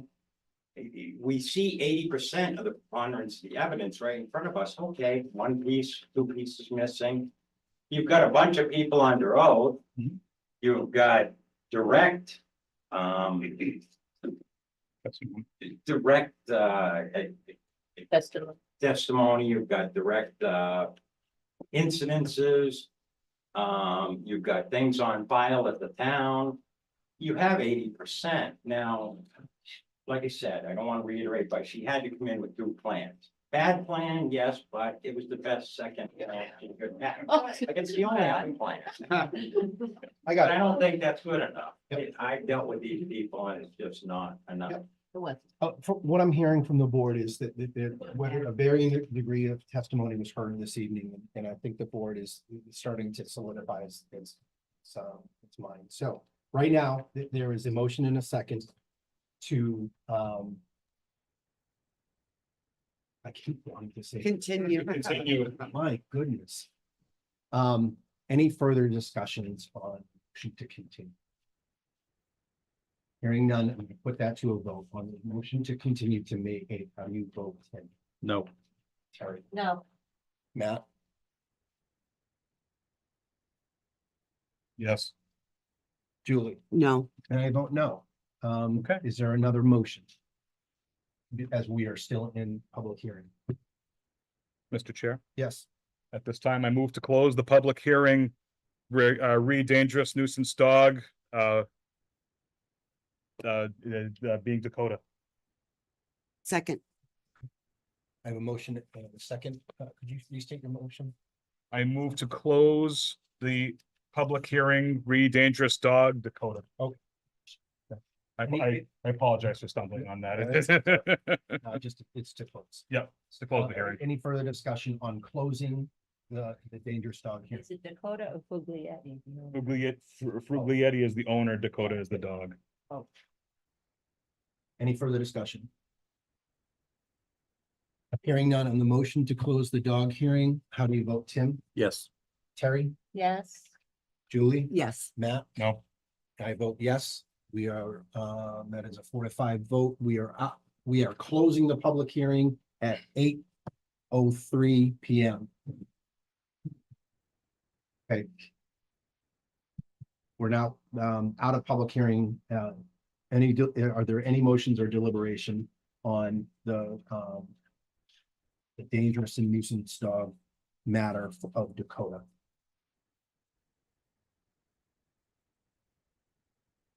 So I will say that these are your options at this point, and it does put a little bit more pressure on the ACOs for this because we've now closed the hearing. The board has the ability to, like I said, find nothing, find dangerous, find nuisance based on the instructions that I gave you. I recognize that the spirit of the board was to speed up based on available evidence or otherwise. I'm not going to lead the board, but the board needs to make a decision. It is apparent to me that the board needs to be able to make a decision. Now, all the board needs to be able to do is to decide on those 3 things. And then with the help of the ACO, we would then set the conditions for the dog order that then would be the protective order and conditions, you know, whether it's pieces of paper or whatever, the ACO, and I would definitely look for the recommendations based on that to be a part of what the board's decision is. Does that make sense to the board? Okay, so that's a 2-parter. Make a decision and then to include the conditions that would then go into our legal document that would start getting prepared tomorrow. It's a legal documentation. My computer was cooperating. I already have that template, but it really doesn't matter because our lead town council winds up drafting that. But it's what, the most important part are what the conditions are going to be. Muzzle, whatever the conditions, whatever the board's order is, nuisance, danger, or nothing. What we need to be able to do to react to that. Mr. Chair, Yes, we're in deliberation at this point. we're in deliberate, well, no one's made a motion, but we have the potential to go into deliberation right now, but we have to make a decision to do that. Um, I'd like to make a motion. Mr. Chair, I'd like to make a motion, after reviewing the facts that were given to us, I would make a motion to find that the dog in question, Dakota, to be a dangerous dog. Okay, a motion and a second. Any continual deliberation? Mr. Chair, I just wanted to state, as part of deliberation that I did not, like, I also believe that I could make a decision tonight. Mhm. However, I wanted to see the other evidence that the ACO had in hand, and that was my reason for requesting the continuance. Mhm. I am comfortable making a decision tonight, but I just wanted to, it was my preference, and that's the reason I made the motion to originally to continue. Okay. However, I am also comfortable making the decision tonight based on the evidence that has been presented. Okay. And I can still submit all this to you, just for your records as well. It could be for record, but it wouldn't be, the hearing is closed. It Yeah, would it's not be closed. entered in as any evidence. Yeah, So, I don't think of obtaining evidence or anything. No. it could be paraphrased that the board's motion is insinuating that there is evidence enough, or it's heard evidence enough to be able to make that determination. And as we talk through this, the board would then vote on that. Part of the dangerousness, and the dog order. So it's, again, you're watching the sausage being made. The motion was made to find Dakota dangerous, and then the conditions. You could, as we deliberate through this, the motion can be amended to include recommendations like retention. How would I describe it? Recommendations of the ACO to prevent. Can you take possession of the dog? Sorry, Mr. Chair. Do you understand what I'm saying? Like, basically, we're gonna find, and then the ACO would then. Right, so we actually just did a training with the Mass State Police this week to prepare for this hearing, so that we're up to date on the most current laws of what we can and can't, as an admin, what we can and we cannot order for the dog order. Yep. So we are up to date on the training, so we're very happy to work with you on that. Okay. That was, again, the state police training, so Yep. we'd be happy to work with you very closely to determine. I would make the, my recommendation is that we amend the motion that the dog order be in compliance with the ACO working with town council. So moved. Oh, second. Okay, does that make sense? Does that make sense to everybody else that has a stake in this? All right, so we've got, again, two parts of this. We're deciding. I really can't stress it enough, because I live, I mean, it's for me to you. Distance really from my house. Yep, I was looking at the map. And if it comes at me and charges me again, I'm gonna handle. That's all I'm gonna say. You know what I mean? I 'Cause understand. that's where we're at. We're doing everything within the Okay. limits of our power this evening. You can definitely see the board was ready to elevate that. Okay. Yep. Mr. Chair, Yes. I would like to note from Mass General, Chapter 140, Section 157. It does state here that if the hearing authority deems the dog a dangerous dog, the hearing authority shall order one or more of the following, and there is a list of 7 items here Yeah. that we can order. But it just, the way that the amendment or the motion was just amended to have it be in conjunction with ACO and town council would seem to me to be contrary to what the law states, is that we, as the hearing authority, must decide which of the 7 items listed in the law are, Go ahead and read them out. okay, if you, I mean, I had the confidence Right. that the ACO, had that Yeah. to work Um, with town council who would use mass general law as the guideline. So- And but see, it- again, that's how I felt. I felt confident that town council as well as the animal control department would work that out and they would be following what you're about to read to us. I understand that, but I just feel, That's fine. I'm That's fine. concerned. That's fine. It's just gonna go through the 7 steps that we. So if the hearing authority deems the dog a dangerous dog, the hearing authority shall order one or more of the following. 1, that the dog be humanely restrained, provided, however, that no order shall provide that a dog deemed dangerous be chained, tethered to, or otherwise tied to an inanimate object, including but not limited to a tree, post, or building.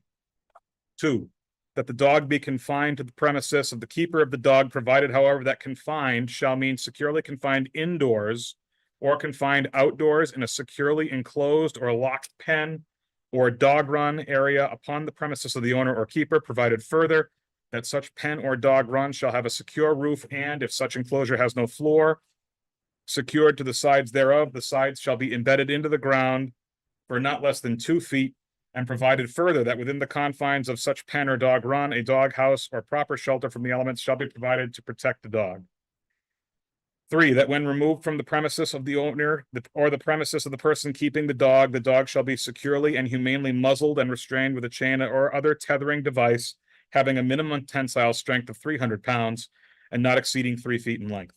4, that the owner or keeper of the dog provide proof of insurance in an amount not less than $100,000, insuring the owner or keeper against any claim, loss, damage, or injury to persons, domestic animals, or property resulting from the acts, whether intentional or unintentional, of the dog, or proof that reasonable efforts were made to obtain such insurance if a policy has not been issued, provided, however, that if a policy of insurance has been issued, the owner or keeper shall produce such policy upon the request of the hearing authority or a justice of the district court, and provided further that if a policy has not been issued, the owner or keeper shall produce proof of efforts to obtain such insurance. 5, that the owner or keeper of the dog provide to the licensing authority or animal control officer or other entity identified in the order information by which a dog may be identified throughout its lifetime, including but not limited to photographs, videos, veterinary examination, tattooing or microchip implantations, or a combination of any such methods of identification. 6, that unless an owner or keeper of the dog provides evidence that a veterinarian is of the opinion the dog is unfit for alterations because of a medical condition, the owner or keeper of the dog shall cause the dog to be altered so that the dog shall not be reproductively intact, or 7, that the dog be humanely euthanized. No order shall be issued that a dog deemed dangerous shall be removed from the town or city in which the order of the dog resides. No city or town shall regulate dogs in a manner that is specific to breed. That's the, I know, and I know they know. I, you remember, they're the ones who actually brought the complaint on it. So I'm completely trusting that they understand what the conditions are to be able to protect those. I get that, and I'm not questioning the animal controls officer's ability to do that. I'm questioning our ability to delegate it.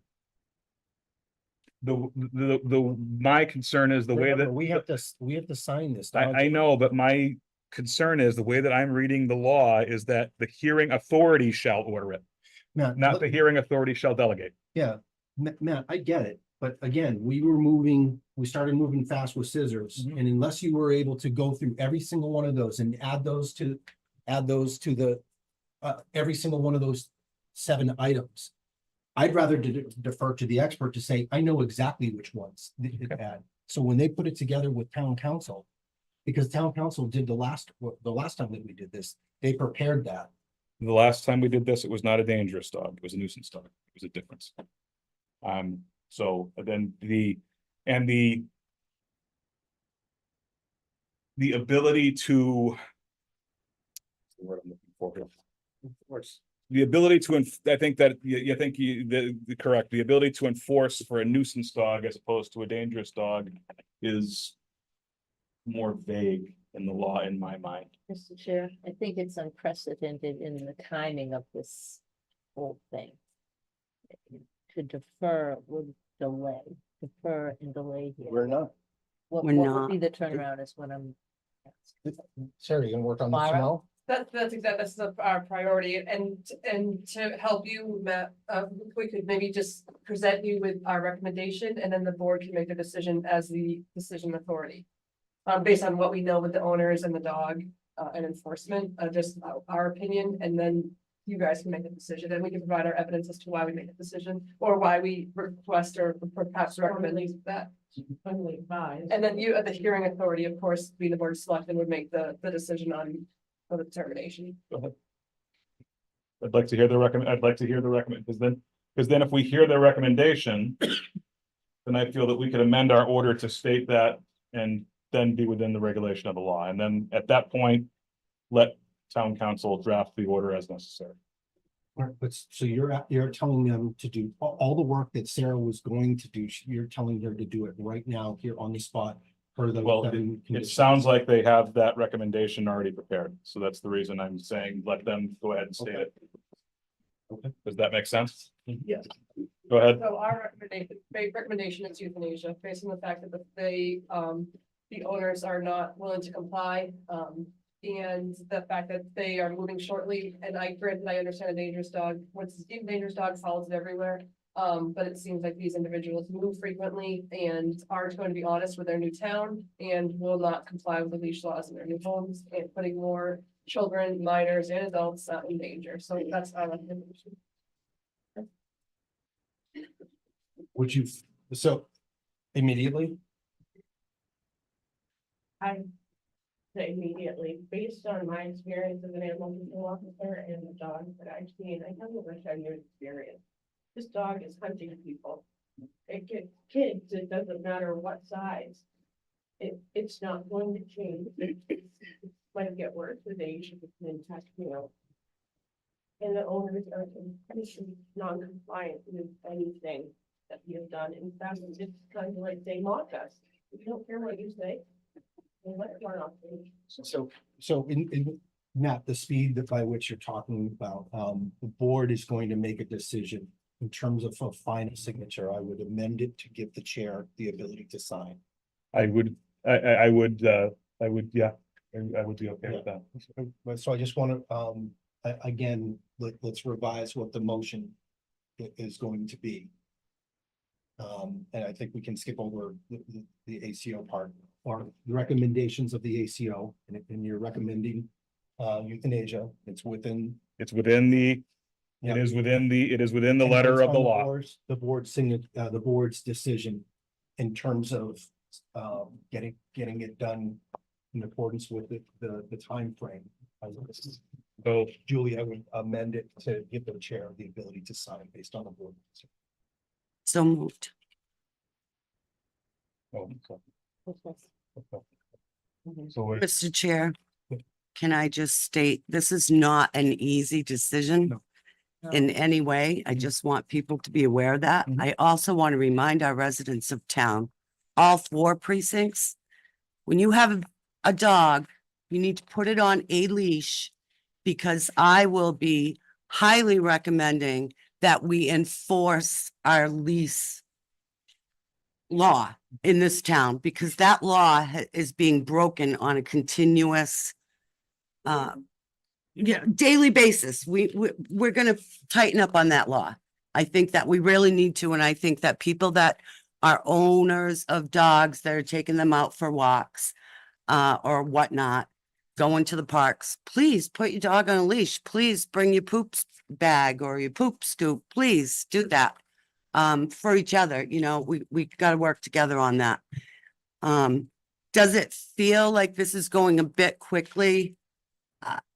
I feel that the evidence presented by the animal control, I have to give them credit. They gave us a lot of facts tonight.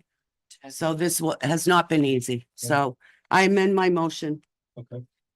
Well, may I would just like to clarify at this point, the motion at this point is that the board or the hearing authority is deeming the dog dangerous, and that the hearing authority is ordering that the dog be humanely euthanized, and that the order will be signed by the chair. That's, Correct, yeah. I just wanted to make sure I was clear on the motion as it currently Yep. stands and that the rest of the board members. That's my and that is- specific motion, yes. Thank you. Chair. Yep. Through the chair. Mr. Estes, you made the comment that you felt it was a waste of time. It was absolutely not a waste of time, sir. I encourage, Yeah, I encourage and I laud you for bringing this issue in front of the board and making the statements you made. I appreciate it. I truly do. Thank you. My kids come first and I'm. I completely understand and support that statement, sir. I appreciate it. Like I said, everything that everyone has done is. Everyone's been super helpful and great. It's just, I feel for the dog, you know, I do. I feel for the dog because it's not the dog's fault, but unfortunately. Our kids' bus stop are 10 feet away from where this dog is, and that's just. Mr. Chair. Terry? My last comments would be, as Matt was reading all the 7 choices based on Mr. George's testimony, and everyone's testimony, yeah, girl, you can see that it leads up to the sad decision of euthanization. And I'm sure it's not easy for the animal control officers to do that either, and it's not easy for us to do that, so. But I don't think, you know, they haven't had them, licenses weren't kept up, so proof of insurance, I mean, the whole list is, doesn't seem like in reach of them. That situation. And I still like you to work with the town to be able to draft the order. The order is just not like a one-liner. So in terms of surrender and things like that, work on the finer, smaller, the details portion of it. But obviously, as Matt alluded, the board was coming down with one other, you know, on the major decision. The Bass State Police does have a draft letter that we can reference as a tool. Okay. Okay. And I apologize, just a quick, my temporary recommendation was the maximum sentence or thing that we can enforce without it being deemed dangerous. So that's why that was that temporary bandage with the muzzle. That's the max I could request from the board without a vote, without being deemed dangerous. That's why I know that was not very enforceable, but that's the most we could request. No, I think that the board did a good, I think even though we raised our voices at each other, I think we did a good job being able to figure out what we really needed to be able to do. And one final thing before we vote, Mr. Chair, I would like to. We had one from the floor as well. I would like to just state for the record that the owner of the dog was informed of the hearing. And that they chose not to attend this evening in order to defend themselves. Yeah. That's why during the hearing, I made the statement of, is there anyone here to speak on the dog's behalf to ensure that both sides were heard if they were available. But I just wanted to make sure that was stated for the record as well. Thank you. Any other board comments? I see two hands from the Gail. Yes, I just want, we've talked a lot. I just want. I just think you should include in your motion that all reasonable expensive costs be reimbursed to the town. But for this, you know, not just euthanize the dog and that's it, you know, they spent a lot of time and Yeah, citations and all that. I know since the ACO made the recommendation in terms of surrender or otherwise, you're gonna take custody. Yes. Yep, so. Yes. Right, but all their warnings and things. Citations. Yes. The citations will be presented as non-criminal to the courts to be enforced for all these back citations. So it's not like they disappear when the dog leaves, excuse me, I shouldn't say disappear. But the citations will be enforced through court. Chair. Justice Graves, just a point, did you second your amendment? I just wanted to. She did. I did hear her second that. Yep, thank you. I appreciate it. Was there any other for us? Yes, go ahead. Is there any concern that the owner may be watching this? We have no control. Yeah. Could you elaborate? We have no control of that. I'm concerned that they leave. Okay. That's all. we have no control over that. Yeah, I wish I could control the entirety of the situation and we could war game a lot of different things. With the board scope tonight, I think what we're doing is what we have the authority to do. I would say anybody, residents or otherwise, everyone has the ability to dial 911 and report a crime or otherwise. Yeah, Or I'm tip- more worried about the safety of my residents. I understand. After this than him taking off. I'm worried about a confrontation at my house if he's watching this, than him taking off. He's not taking off. He's gonna end up at my. I would say, take action as you would, you. Yeah, normally 100%. take I'm ready action. for it, but yeah. Yeah. Okay, I'd like to bring this to a vote, but Terry, did you have anything to add? Well, not, that's. Just the fines, I don't, with Mr. Grell's testimony of having to help her give the lease so she could get fuel insurance and her kids and stuff like that. It doesn't sound enforceable, the fines and stuff. We're operating not within us. our authority. I really, That's correct. really got a limit. What we do, we treat everybody equal and we'll submit them to court just like we would any other resident. But again. Yeah, I'm not gonna tell the ACO or the police how to do Okay. that. We're just- accomplishing our duty for this evening. Okay, I'm gonna go ahead and call the vote. So, the motion is to find the dog Dakota dangerous for it to be euthanized and the details to be, the order to be, worked on with town council and the ACO. And for the, as soon as it's ready for the chair to sign. That was seconded. How do you vote, Tim? Yes. Terry? Yes. Matt? Yes. Julie? Yes. I'm gonna vote no. I needed the more evidence to show, my vote is no. But that carries 4-5. You're right, sorry. Okay. 4-1 equals five, Deliberation. Mike. It's Oops. okay. It's a Okay. tough situation. Thank you for everyone's participation. Again, that was a very dynamic hearing and then deliberation, so I want to thank everybody for that. Thank you. Okay. Let's take, could we, Chair, may I move for a brief- 10-minute recess? Second, 5-minute recess. 5-minute recess? second. I have a second. All those in favor of a 5-minute recess, signify by saying aye. Aye. Any opposed? We're in recess 5 minutes. CCTV, thank you.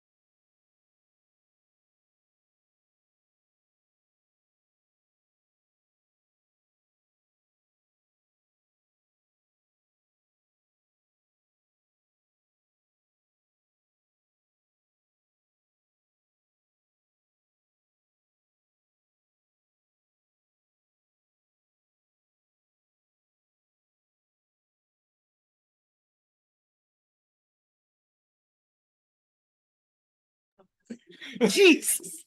Don't do it. It jinxes every time. Oh, my God.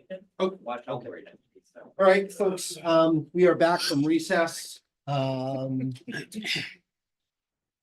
that brings us to item E as an echo in new business. We've got 3 presentations with some sub-presentations from development services, finance, and community services. What I would say to the board, we do have their reports they are in the packets. What I would ask that we would brief by exception if anyone has any questions or from the department heads, if you have any just highlights that you wanted to be able to draw our attention to. Otherwise, let's brief by exception because of the hour. Did you want to do that right now? Yes. Okay. Mr. Chair, just a point of order, Yeah. and per our operating policy, anytime we have a meeting that's going to go past 10 PM and looking at what's still on the agenda and an executive session planned for this evening, I would like to entertain that we take a vote to proceed past the 10 PM hour. Seconded. That was a motion. Yes. Motion second. Any further discussion on working past the 10 o'clock hour in accordance with our operating procedures? Hearing none on the vote to work past 10, how do you vote, Tim? Yes. Harry? Yes.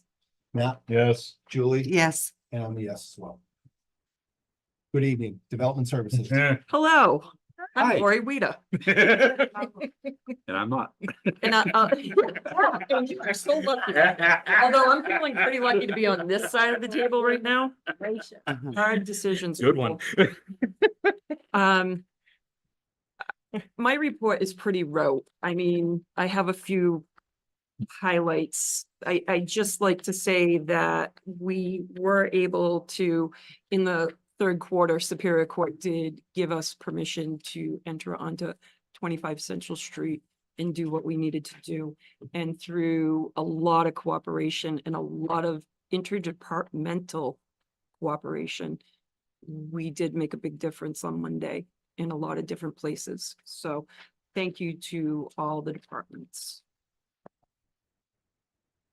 It's just an update, communicable diseases. We're not seeing a lot of action, so I think that's good news. We have consistently been less than 5 cases of COVID. No other communicable diseases really to report. And the rest is pretty much the same. I'd be happy to answer any questions. Yes. One question, Lori, through the chair. Building permits, budgeted versus how you're doing, or where you're looking right now as far as that goes. I said you said for the last quarter you had $35,214 in building permits. Is that in line with your expectations? Above, below? It's above. Above again? It is. It's still above. Continuing. And we have, I have noticed that there is more land for sale in Templeton, on Baldwinville Road, and a couple other places where it could be. Yep. One of their, with all the building permits that you have on there, is there any concern for any of the revolving funds, electrical, plumbing, any of those? We're okay on those? We're okay. Okay, thank you. Welcome. Mr. Chair. Yes. Just to make a statement, while we have Lori with us right here. I just wanted to give a great kudos to the DPW department, the Light and Water Company, and especially our health department for their team effort cleaning up 25 Central Street in Baldwinville on Earth Day. I was honored to spend the morning with this group. They went above and beyond, and the outside and part of the inside of that building now looks really fantastic. I also would like to recognize Lori Whittier, Director of the Developmental Services, for taking a couple of hours to clean yard debris from a disabled resident's property on Saturday. Your selfless act did not go unnoticed. So thank you very much for that. Thanks. Thank you, Julie. Appreciate Any further questions for development services? Or it's here all night, So so. proud. I'm here all night. So are we. Yep, I'll feel for you really well. We will not be going after 10. Thank you very much. So proud. Thank you, Lord. I'm sick of that quote on that, but if I don't think that's so. Okay, let's continue with finance. Okay.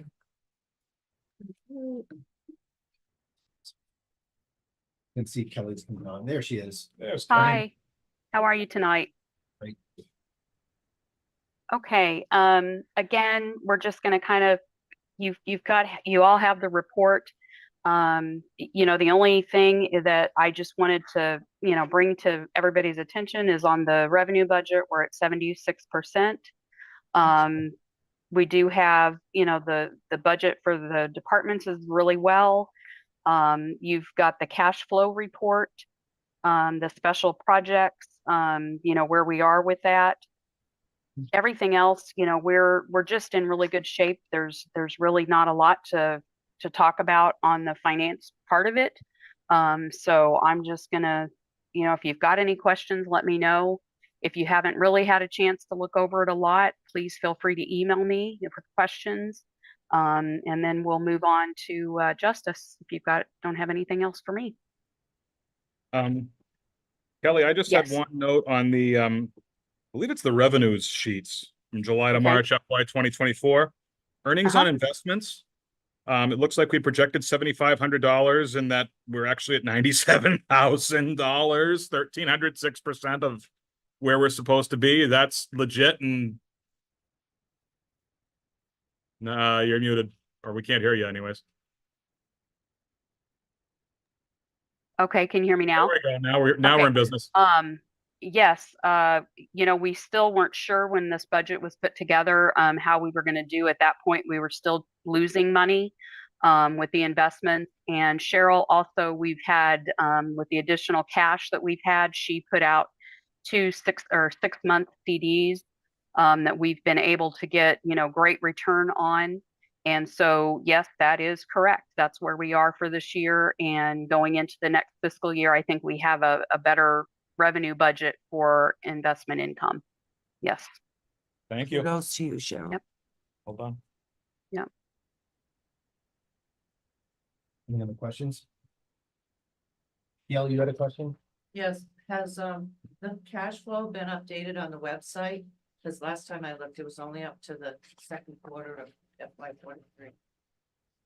It's included with this quarterly report. So when this quarterly report goes out, it will be be there. I think we can move on to justice. Okay. So members of the board, just a few quick things. The deadline for exemptions and abatements has passed.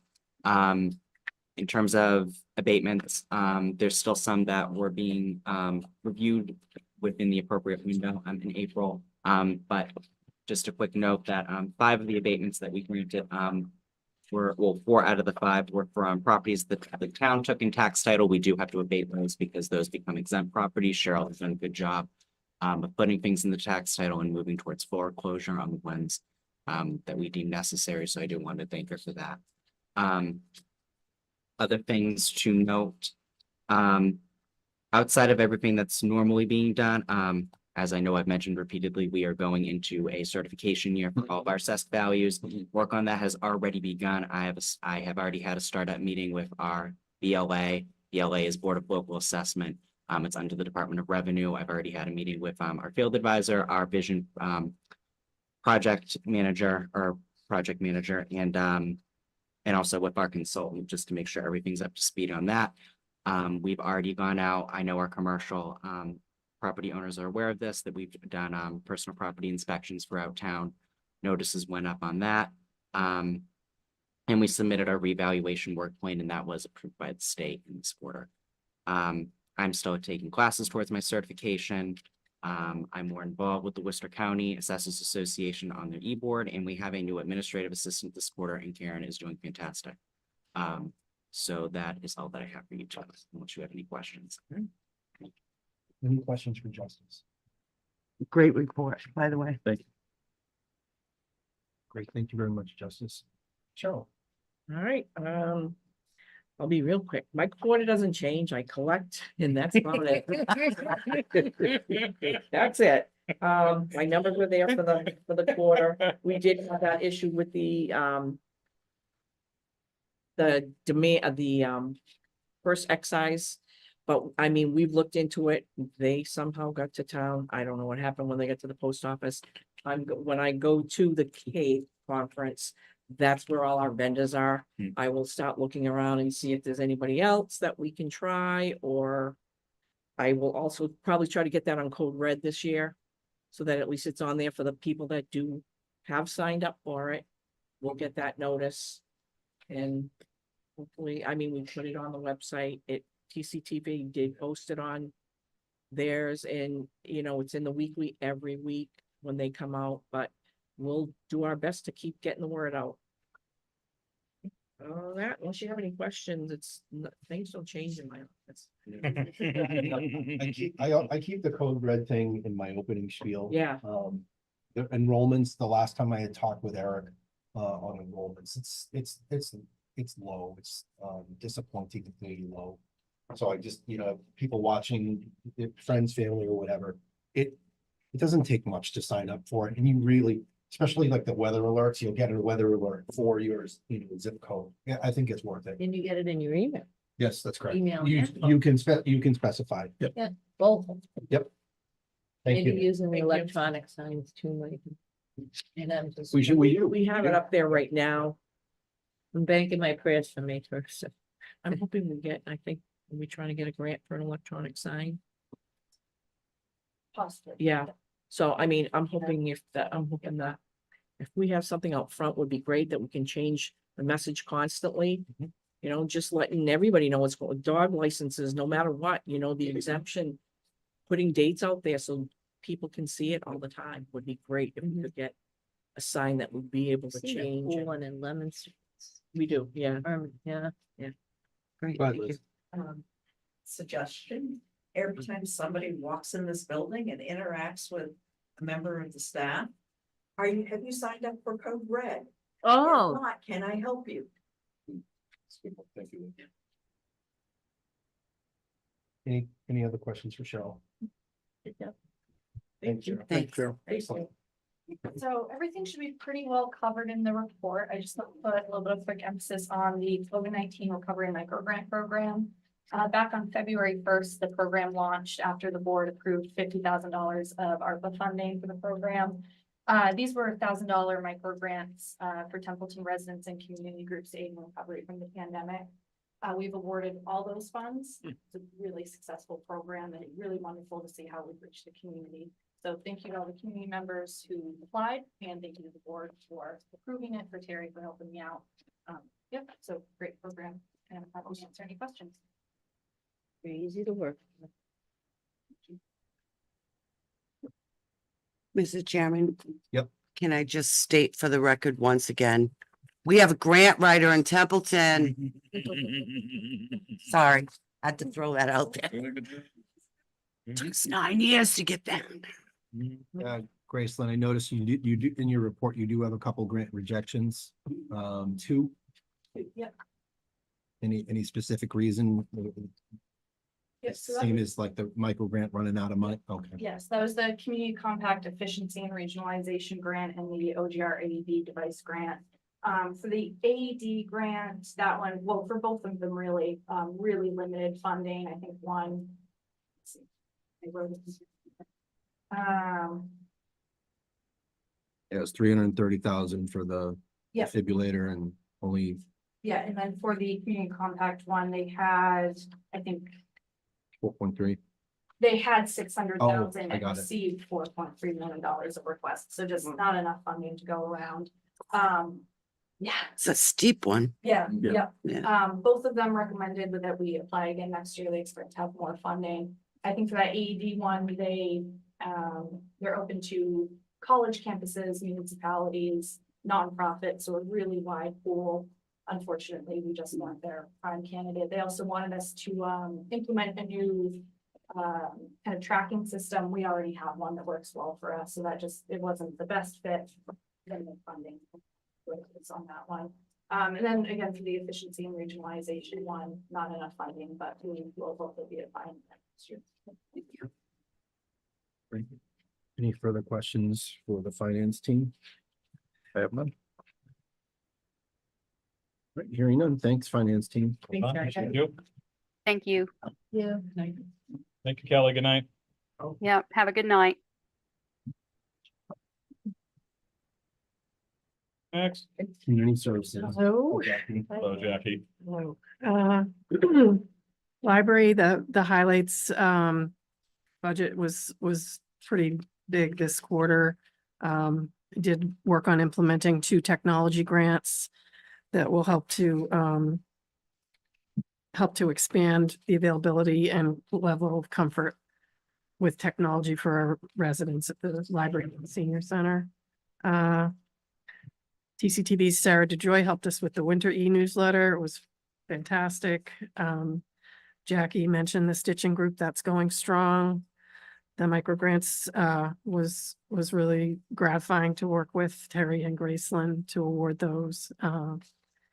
And Bob Sozik and I met with CPC to talk about the monies that have already been approved for library work and to just generally talk about the scope of that project. So it feels good that that's on the radar.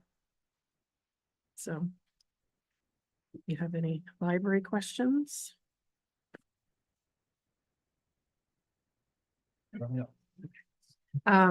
Senior center, this quarter was chock full of great meals, great programs, couple of really fun field trips.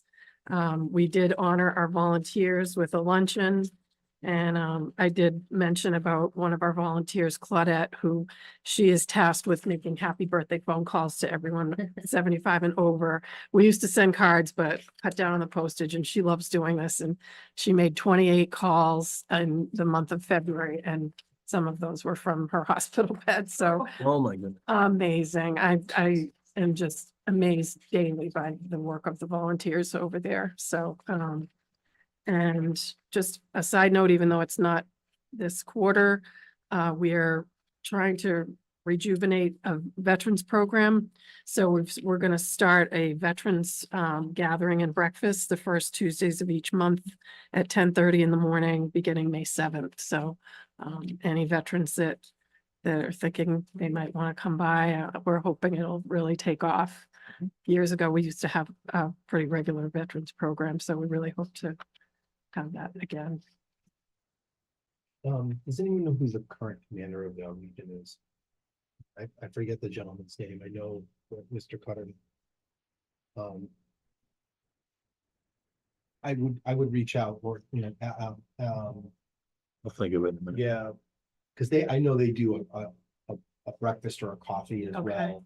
We do coffee with a veteran Monday mornings, 8 to 10. That's open open to anybody. Yeah. Thank you for that. Sure, I'll talk to Jim Brio and Yes, just, absolutely. That'd be, Yeah. good. Yeah, yeah, that would be a great. I already let it, Michelle know. Mr. Cunningham's the commander. Cunningham, okay. Joe Cunningham. Thank you. And just to, I know Michelle's not here, so just if you want to take a quick glance at her report, it looks like she's submitting her chapter 115 benefits, which is great. And she's also started to sort of collaborate, I know, with TCTV, with the Legion. And I expect with the senior center, with these veterans breakfasts, we'll be seeing her over there. So Right. seems like she's really starting to hit her stride. So that's Yeah, great. 43, yeah. I don't have any questions on veteran services. but- Okay. Well, here's rebilling. Okay. Run. Hi, so- Hey, how's it going, guys? Hello. Lisa. Got to see some interesting stuff tonight. Yes. Okay, so hi, I'm Lisa Dembeck. I'm with the Templeton Cultural Council. And the third quarter was quiet, usually is, not too much going on. We met once to discuss extending a grant that someone had put in for a summer series, but they have to move it to the fall just for funding. They didn't have all the funding. And and then discussed our treasury report and our upcoming summer concert series. We're very excited. We have 4 things this year, the 4 performances happening. So we're getting very excited about that. So it'll be one a month from June to September. So that'll be really nice. And in February, the Narragansett Historical Society had their cabin fever held, which we gave them a grant for it. And then at the senior center, we had music movement and meditation program, which is an ongoing series, but we gave them a grant to do it. And again, we need volunteers on our committee. It's getting tough. I was just talking to Pat Gale today. We literally have 13 months before I age out. And I want to say, and then we have a couple more people that would like start to drop off, and we really won't have a committee. So if anybody is interested in getting to know the community, this is the best way to do it, because it's involvement, but it's not every weekend. It's not, you know what I mean? It's a couple times a month. I mean, a year meeting, and, you know, you can guide yourself of where you can be, you know, can you be here? Or can you be at the concert? Can you do a tea? Can you, you know, it's not something that you have to be hands-on all the time. But we just need members, and we welcome the opportunity for different people. I mean, most of us on this group, on this council, has been there for 6 years. So as we move the baton, we need people. We have a whole bunch of new houses in town, and all, you know, younger people, and, you know, a diverse group of people, and it will benefit the cultural council in our town. So it would be really great if we could get some fresh meat. Sorry, I had to say it because I mean, I don't know. I mean, Through the chair, Lisa, I know we've talked about this before, but for those who don't understand, it is a requirement by law that at the 7th year, you take the mandatory break.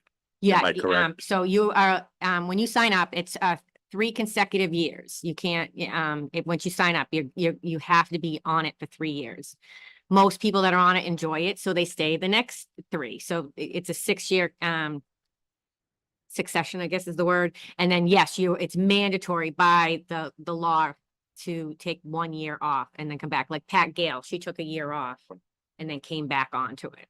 So yeah. So I'd have to take a year off and then come back. And to your point, it brings in new talent, it brings in new faces, new ideas, and it just perpetuates the program. Yeah, because like when I came in, you know, we kind of ran with a little bit of different things. And so, yeah, everybody brings something different to it. And, you know, if we had like a younger parents, it doesn't have to be a mother. I'm just saying younger parents, because maybe there's something that we're not doing for the kids, or, you know, I mean, we try to really spread it out, but a lot of our money, it goes to grants that people are asking for us. So we're not seeking them. And then whatever we grant ourselves or what the town gives us, then we run with it. And that's where we chose to do the concerts, because we find it more like a family time. And, you know, and especially if gas prices go, people aren't going to be traveling out of town too much. They're going to be hanging around. So, you know, come pack a picnic lunch and sit and relax and enjoy some music. And it's a couple hours out of your life on a Sunday, and it'll be great.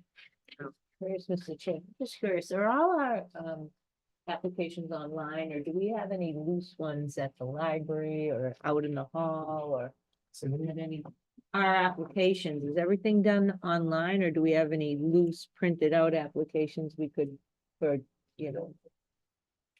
Well, we had some out in the hallway at one point, sorry to interrupt. And yes, it is online. So if you want to apply, it's right online. But we've actually, you know, had a table at every event. We've tried it all.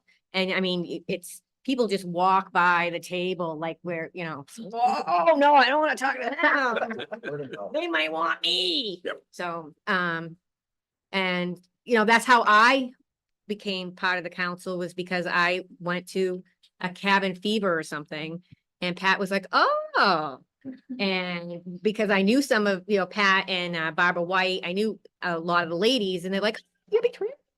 And I like it. It's great. But when you, like you said, when you age out, which is, you know, my 6 years, you can't be on it for a year. And, people have to kind of get up to speed. It takes about maybe 3 to 6 months to find out what forms, where to go, what to do, how to do it. So, that's really all I have. Thanks. We talked about new residents. I know Jackie had authored the packet. The packet, that new residents would get. I don't know how dynamic the packet is, but for certainly, I mean, on my road, I know I've got a couple of new houses. I'm probably gonna print out a packet and stick them in a mailbox or otherwise, but I just, if that information is in there for like opportunities or take them to the website, that's definitely a good point. And we did French have Road, Hubbardston Road, Aldenville Road. Aldenville. but like in my 6 years, we did have people that signed up, but then they just never showed up. And then you would call them, you have to come to some meetings and it, didn't call you back, whatever. So, then they're really not on the committee. Right. I mean. Justice, can we put a lien on it? No. But, I didn't show up, I didn't know. I mean, it is a commitment, but, That was a joke to everybody out there looking right at you. it is a commitment, but it's definitely a great way to find out how things run. Like I would never have come to a selectman boards meeting. I'm telling you right now. I would have never been, I feel, more embedded in my community by doing this. And I don't think people realize, that's kind of what we're lacking in society. A lot of people aren't getting involved in their towns and knowing what's going on and how things run. And this is an easier way to learn how to do it. It's not so bad. Great memories. So plug for the school system. I think everybody got a blast email from Chris Casavant basically saying he had been talking with some of his seniors and they didn't know what was on the warrant. They didn't understand what the process was. So we're talking with the school district to say, what can we do to talk about town government and otherwise, and have it be easy. You're like, hey, we've got time. We can go in and talk about what does town meeting do? What are the volunteer opportunities? Did you know that your community did this stuff? I came right back and I'm like, I said to Chris, I'm not surprised they didn't know. Because, if I think back to when I was in high school down in Marshfield, I'm like, I don't know what they do at town meeting. My parents don't say anything. So Yeah, if you're not a business communication major or something like that. you is, never I think, a know. big thing. Yeah. And Chris identified that to say even my seniors aren't really aware of what's going on. And while we're talking about schools, you have to be 14 or older, but you don't, we do take, 15, 16, 17, the requirement is 14 and older to be on the committee. Yeah. So high school students that want to get involved or, I'm pretty savvy. yeah, I mean, everybody's creative. I mean, everybody brings something to the table. And, so I won't take much more of your time, but if you have any questions for me, I think Liz might have had one more point. No, it was just more of a comment that I was thinking about, not knowing what goes on at town meeting. I mean, when I was a kid, there was a requirement in one of the classes that you had to attend a town meeting. You got credit for going, so. yeah, it does. That's interesting. Yeah. But it's a good way, I remember my civics class and all that stuff and, that's, Thank you very much, Lisa. all right, thanks, guys. Thank you. Nice to see you, Lisa. And cheers to the cheerleaders. Got national. Yeah, right. That's right. It's on my list. Absolutely. It's on my list, Mike. It's coming. Hi, Steve. Hey there. I'll be very brief. Yep, thank you. I invite you to read about our staff in my report and the wonderful work that they're doing. TCTV is not about me. It's about them. They're the engine. I'm their guide. And I've realized something lately, that with all the nice things that we can do and the victories that we've been having lately, the greatest thing we can build are people. So I'm very encouraged that Hannah and Dottie are stepping up, taking the lead on production planning, which is essential for us. We need to work efficiently. Aaron and Caitlin are doing detailed work. They're both excellent video editors. People don't realize even a 3-minute video, couple dozen parts. They all have to work in sync. TCTV News, hundreds of parts. It's a 10-hour edit. Caitlin will be in here Friday editing what we shoot tomorrow to start it. It's a 3-day process. Logan's been working with Wachusett Business Incubator and producing some videos and testing out some equipment there for us.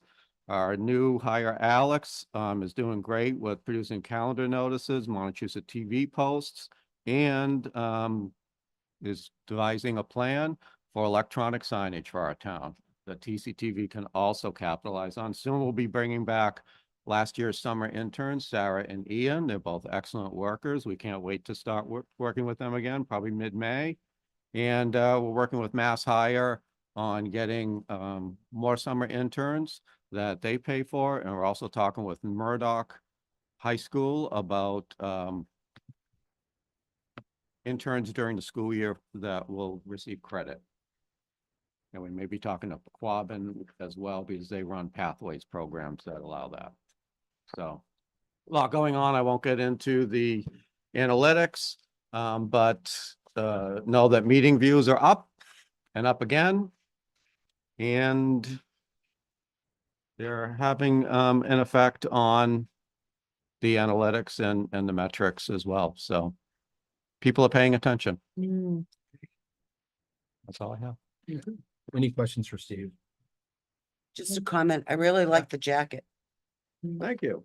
too. I like the color. It just We pops have on the black. Montechusett.tv ones as well. Yeah. And you that know looks what? great. I wear this out. I have conversation with people in Walmart and Market I Basket. bet it's a conversation jacket. I mean. Yeah. Yeah. And, you know, people say, hey, you with TCTV? And, or what's Montechusett.tv? We have a nice conversation. So I don't mind being a walking billboard. It helps. Yeah, I just did- We'll have to start putting sponsorship on it like the race guys. I was gonna bring it up in board member comments. Has anybody reached out to the scouts and TCTV to get them together, formulating a plan for Scout Hall with the furniture and things that we should?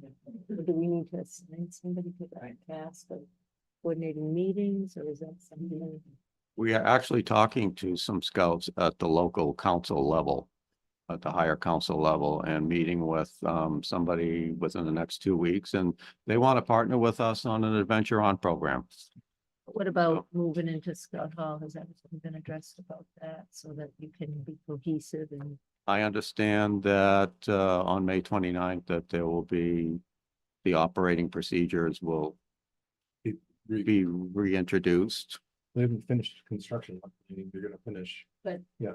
forward thinking, it was brought up at the last meeting that they could get together with the scouts to talk about who has furniture.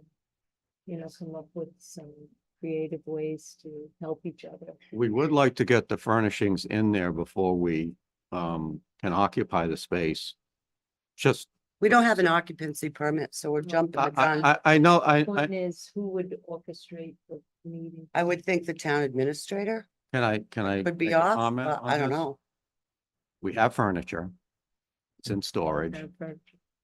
We would like to get furniture in there before we occupy it, for the simple reason that we're very busy. And this way we can work on setting up our space. The other stuff is easy. And know that when we have move-in day, we can move in and work. So if we can, if we can, Be doable though without an occupancy permit. we're not asking to occupy the space, we're asking to put the furniture in there. Right out. I'm just saying, we didn't follow through on our last meeting where we offered to get them together with the scouts to, you know, decide whose furniture and how they're gonna work together. To make it happen.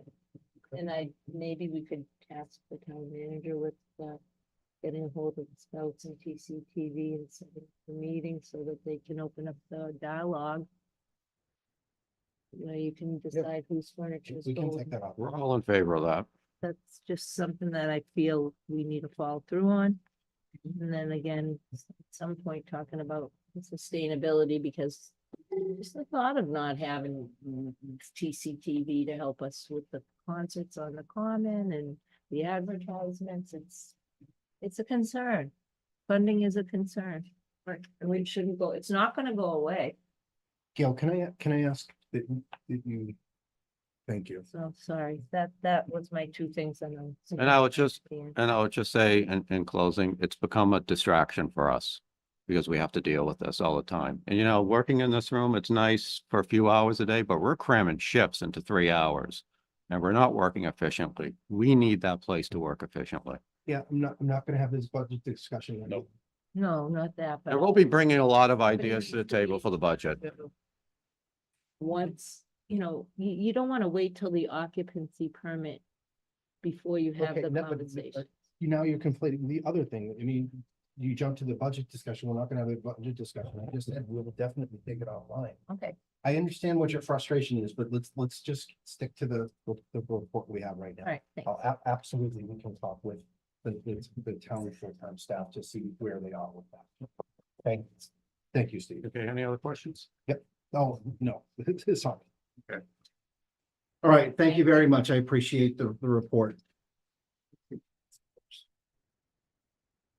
All right, that is the end of our quarterly reports, I believe. Yep. That was, okay. Thank you for all those reports.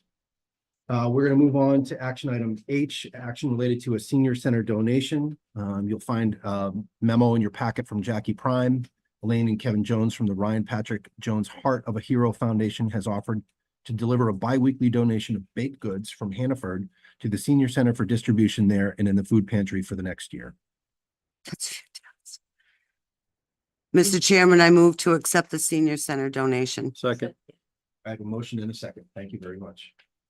Any discussion on that generous donation? Grateful, that is very great. Just a comment in general, once again, you know, the old saying, and it sticks, it takes a village.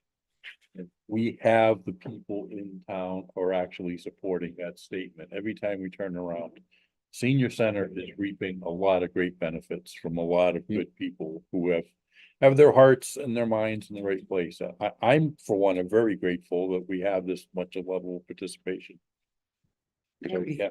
The Heart of the Hero Foundation has, this is not their only donation. They have, Right. that's they what I have was gonna bring up. community. Yep. Contributor for a lot of things. I don't know what the machine is called, where part of the IV. What's the machine called, Tim? The infusion pumps. The new infusion pumps. That was a big donation, Mhm. one year for both of our ambulances. So again, Mhm. that's an amazing thing. Any further discussions on this donation? Hearing none on the motion to accept the senior center donation as presented, how do you vote, Tim? Absolutely. Julie, I'm sorry, Julie, Yes, Terry, Yes, gratefully. Matt, Yes. I was I was bracketing. ready. I was bracketing. You're throwing us off, man. Keep you on your toes too. All right, thank you for the donation. Programs, would you like? Glad I know my name. So, in your packet, we have action related to the fiscal year 2023 audit. Kelly is on. And just looking at 915 and the audit, you've got it in your packet as far as accepting it, but if we want to have further discussion, I would go ahead. So, Mr. Chair, if it's okay, I'd like to speak to this for just a moment. So one of the things that we did last year is that we did not accept the audit prior to having it published in the town report and presenting it to town meeting. And I had a discussion with the town administrator, and I thought it was important that we at least have it in front of us and in front of the board before it gets published in the report and it gets put out to town meeting, and that it at least be accepted conditionally pending the auditor to present. The earliest he could present was June 12th, and that was scheduled with the town administrator. So, just as I look at it as a compliance item, but I thought it was important that the audit be in front of this body today so that we at least conditionally accepted it prior to it being put out in a report that could go out to basically every voter in town, and our annual report and go out to town meeting. So that's the reasoning behind this. Like I said, this was a discussion with Adam Lamontagne that I had, and so that's why it is here in front of you this evening. Yeah, that's That's it at this point. Are you making a motion? Oh, yes, and as such, I will make a motion to accept the fiscal year 2023 audit conditionally with the auditor presenting at the June 12th, 2024 select board meeting. Second, I have a motion in a second. Any discussion? Thank you for that preface. Thank you. Okay, hearing none on the motion to accept the fiscal year 2023 audit conditionally with the auditor presenting at June 12th select board meeting. How do you vote, Tim? Provided we have this in front of the voters at the town meeting, yes. Yes. Yes. Julie? yes. I vote yes vote as well. Thank you, everyone. Action related to 10 Pleasant Street Lot Award. Remember that lot went out for bid in your packet after the audit. You have got the 10 Pleasant Street bids, and they have highlighted Richard Hanks, Gardner, Massachusetts. Yeah. A winning bid of $76,012. Great, because I think the valuation was at 60. Mr. Chair? Yes. Yep. Mr. Chair, I move to award Richard Hanks, since his bid came in the highest, and for the town administrator to effectuate the closing. Second, Okay, I have a motion and a second. Any further discussion? Yep, he is our building inspector, so we're gonna hire out to have him inspector. We have a substitute. Yeah, oh, we do. Through the chair, that was addressed when he approached us and told us he planned to bid, that disclosures were filed, but to Ms. Weeder's point, we do have a substitute.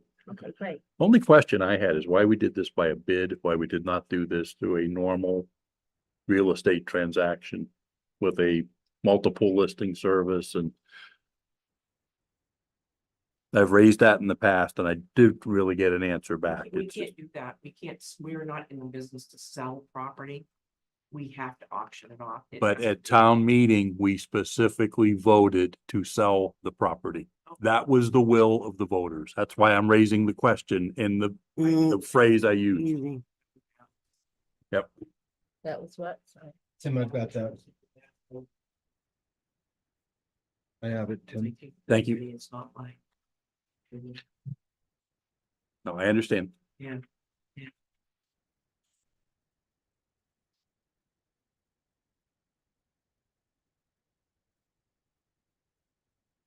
The terminology is as a market property. Is that what you said? Yes. And it's allowable by law? You said I we're not in mean, the I don't know. business. We'll get an Once I- answer. We'll get into the Yeah, nitty gritty. It's not up to me to get rid of it, but I can't. We have to auction off property that I take, but if there was a vote at town meeting, then I'm assuming that would supersede.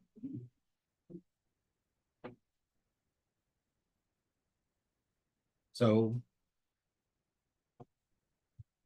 What, you have an alternate motion?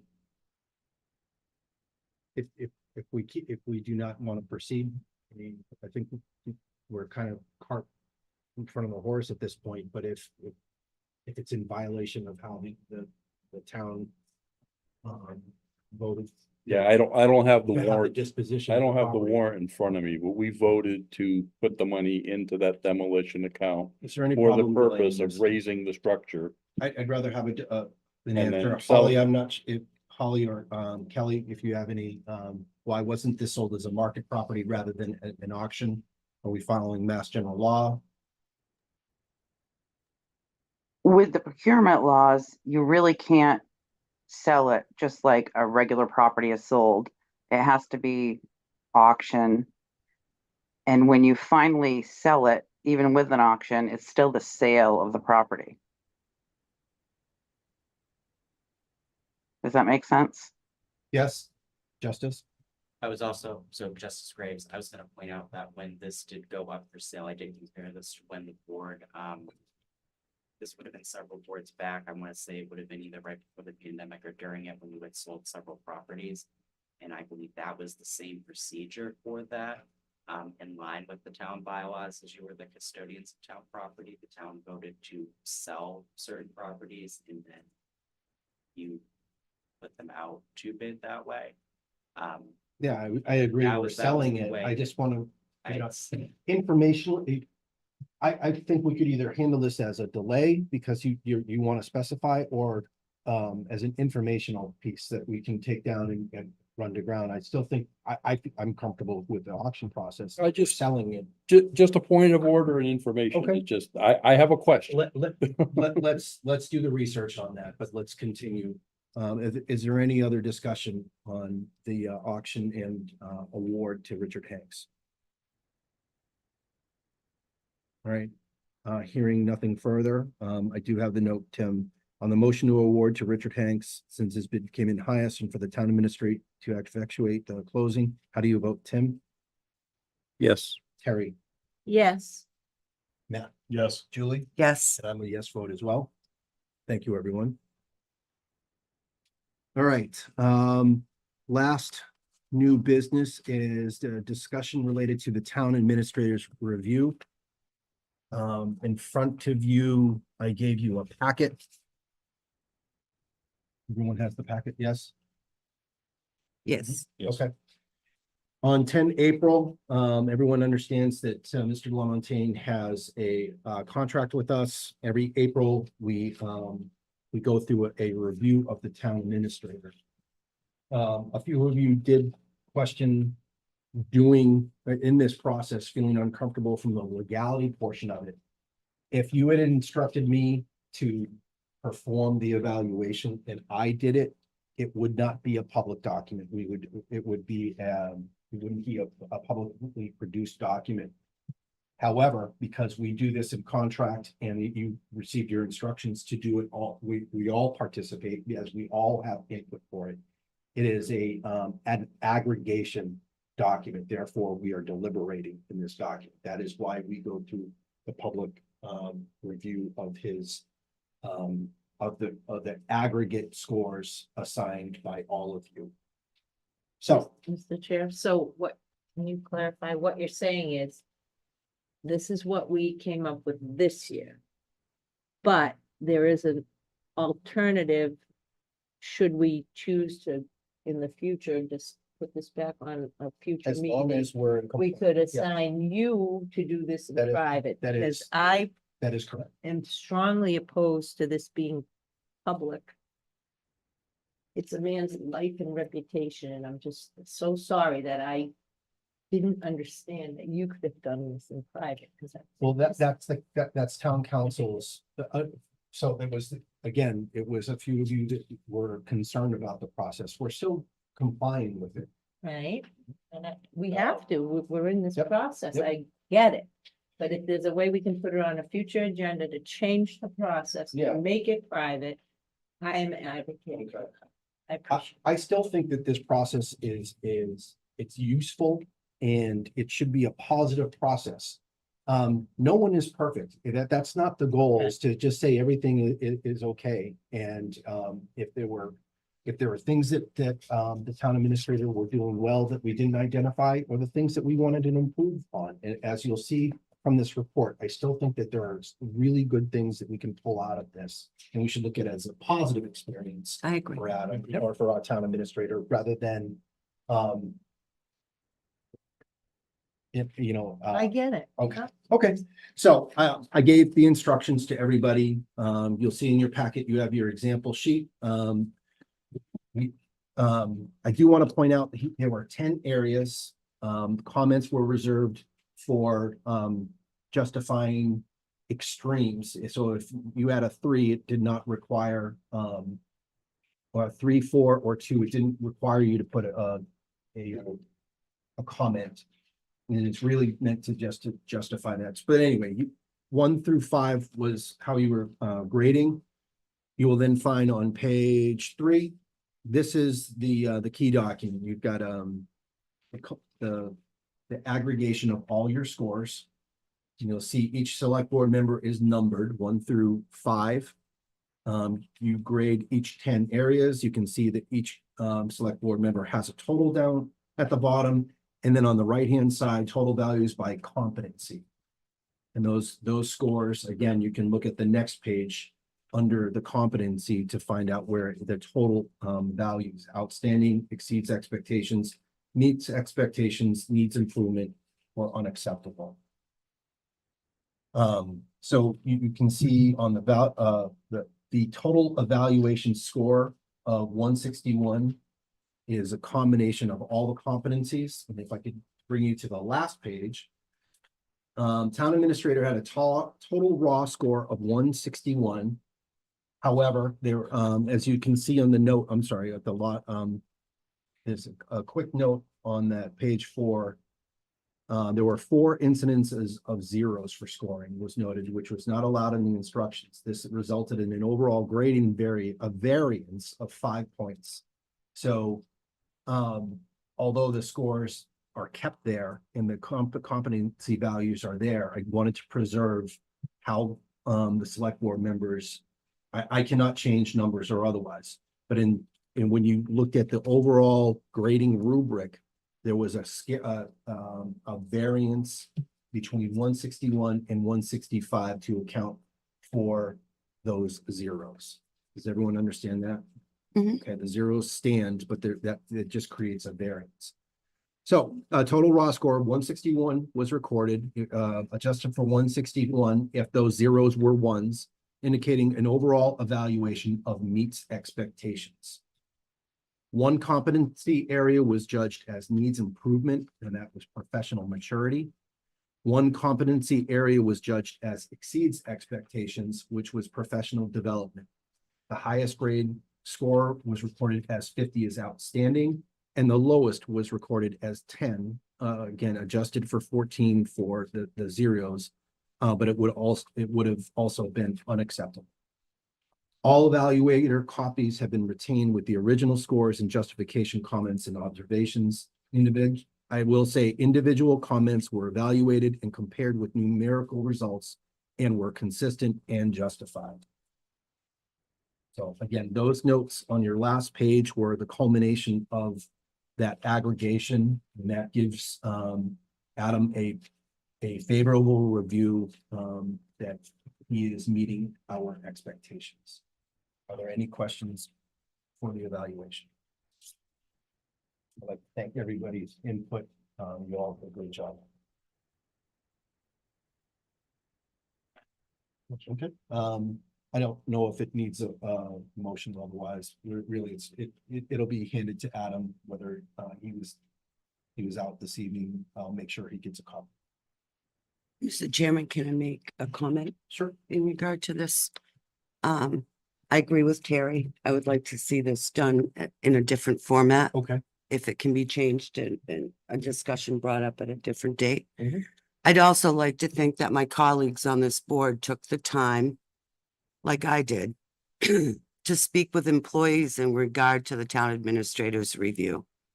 I want the employees to be aware that I appreciate them being open to speaking with me.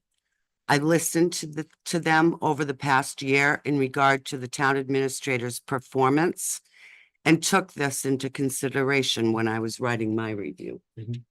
That's all I had to say. Thank you. Anything else? What is the difference between excellence and perfection? Excellence is, nobody's perfect, but some people do excellent work.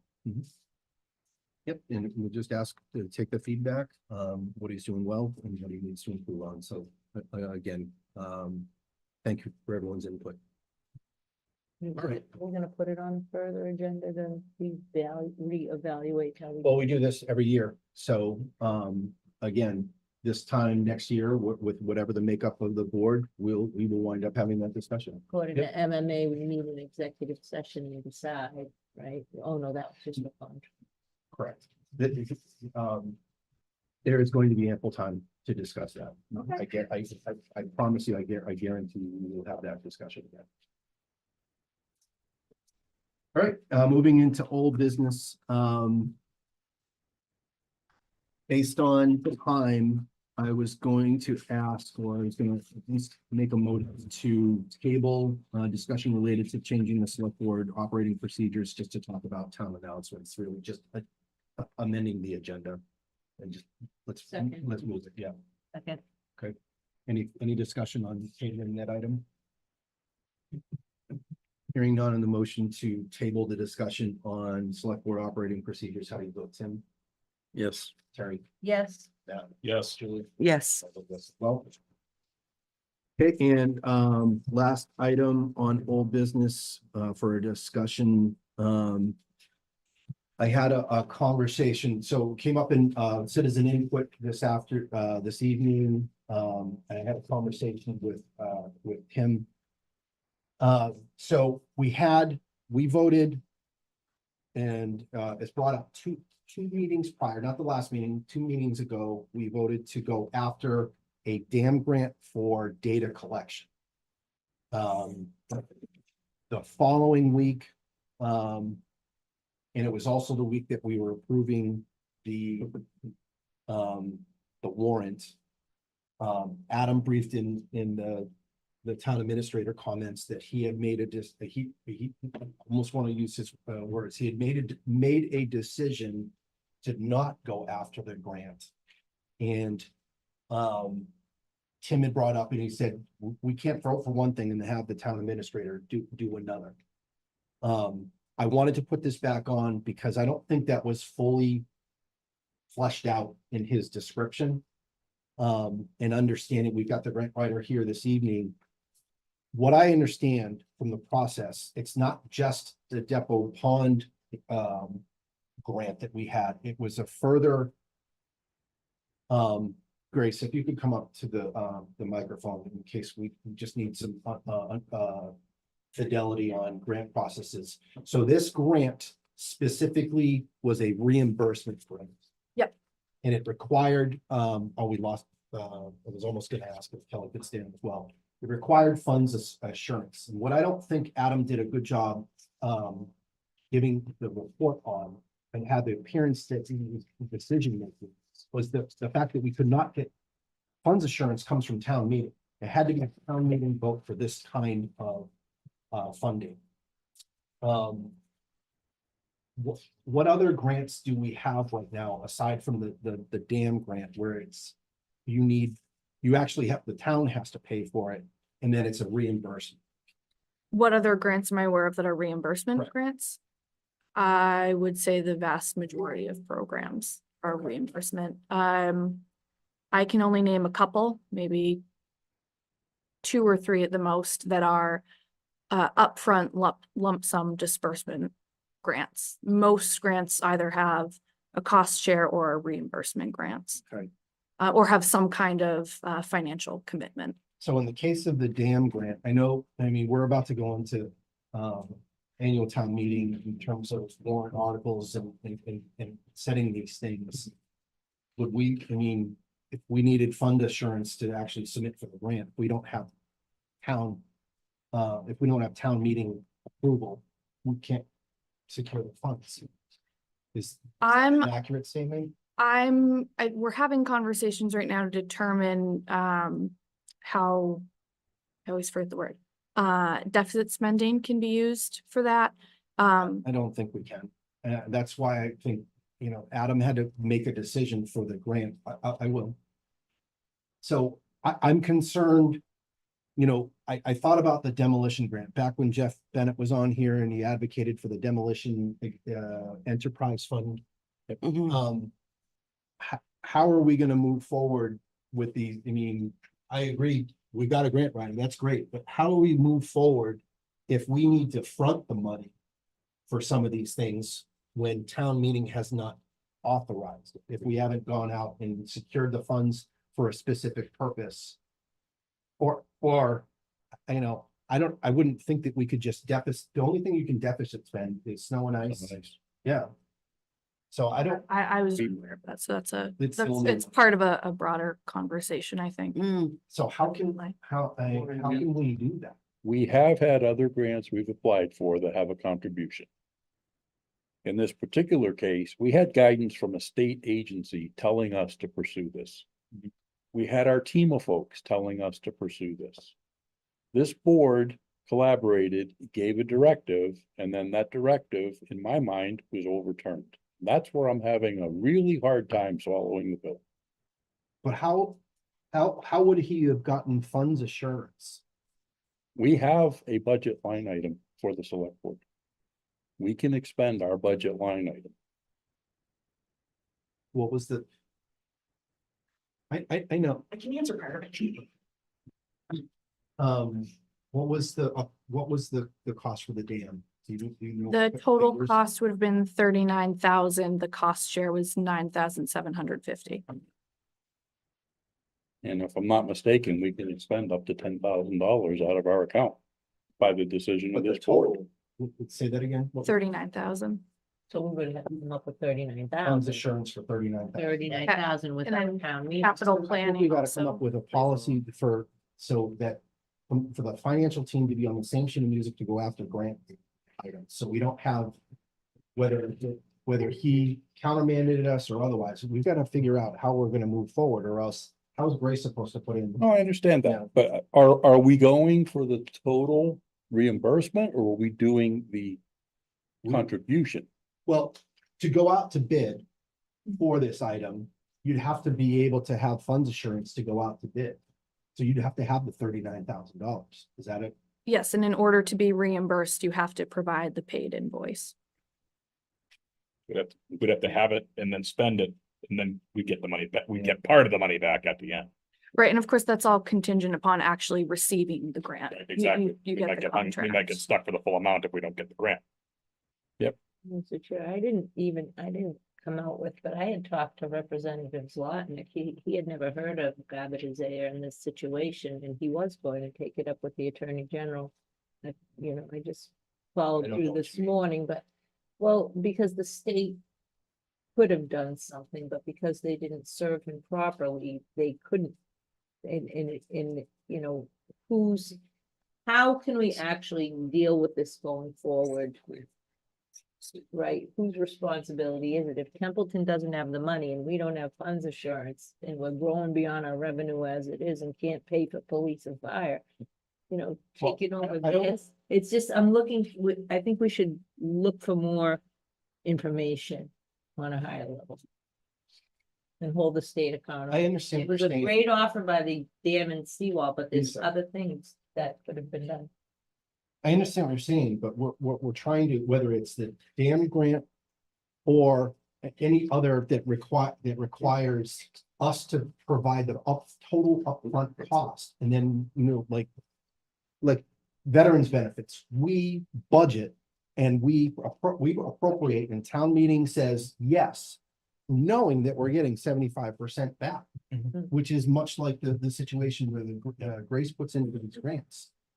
I just, how are we gonna go after these opportunities if we don't have the mechanism to provide the funding? Right.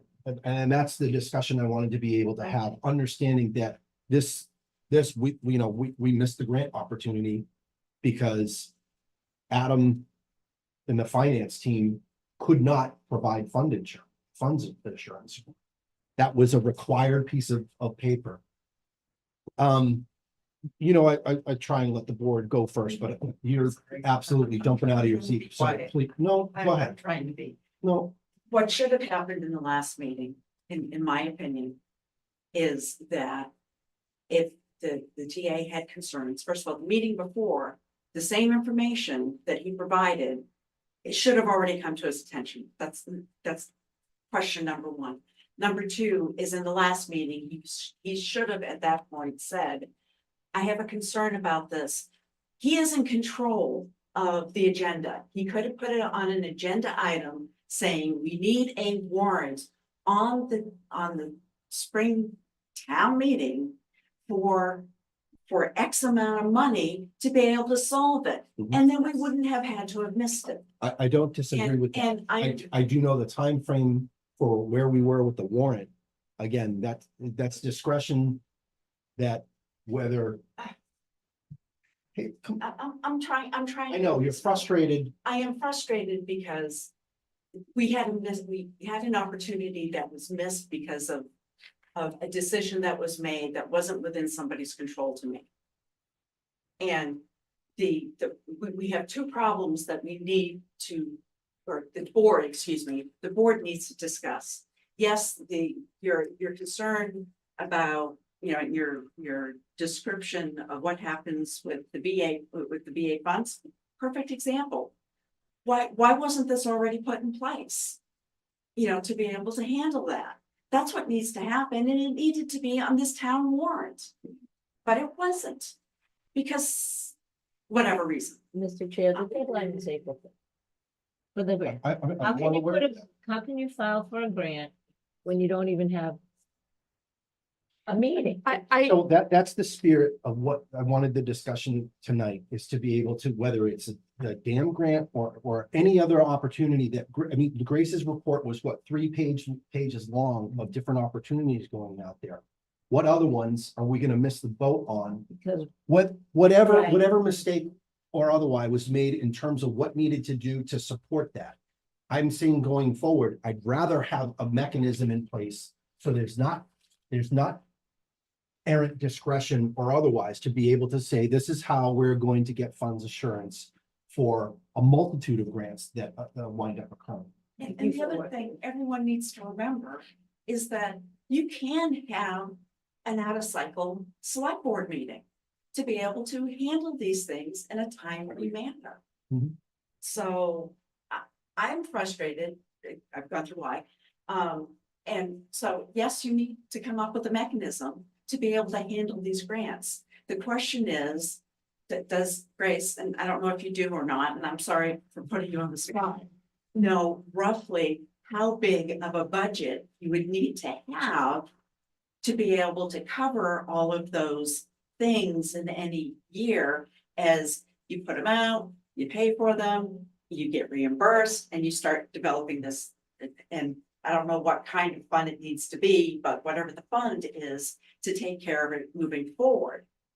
But Again, thank you, Liz.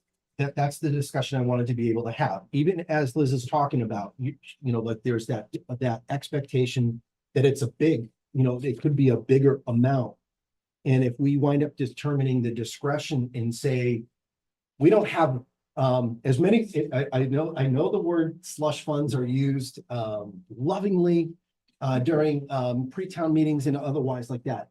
We do have accounts that could be leveraged for a purpose if we decide on a policy that says for this purpose, if it was an infrastructure thing. That's what I wanted to be able to have the discussion about, to say, yes, go ahead.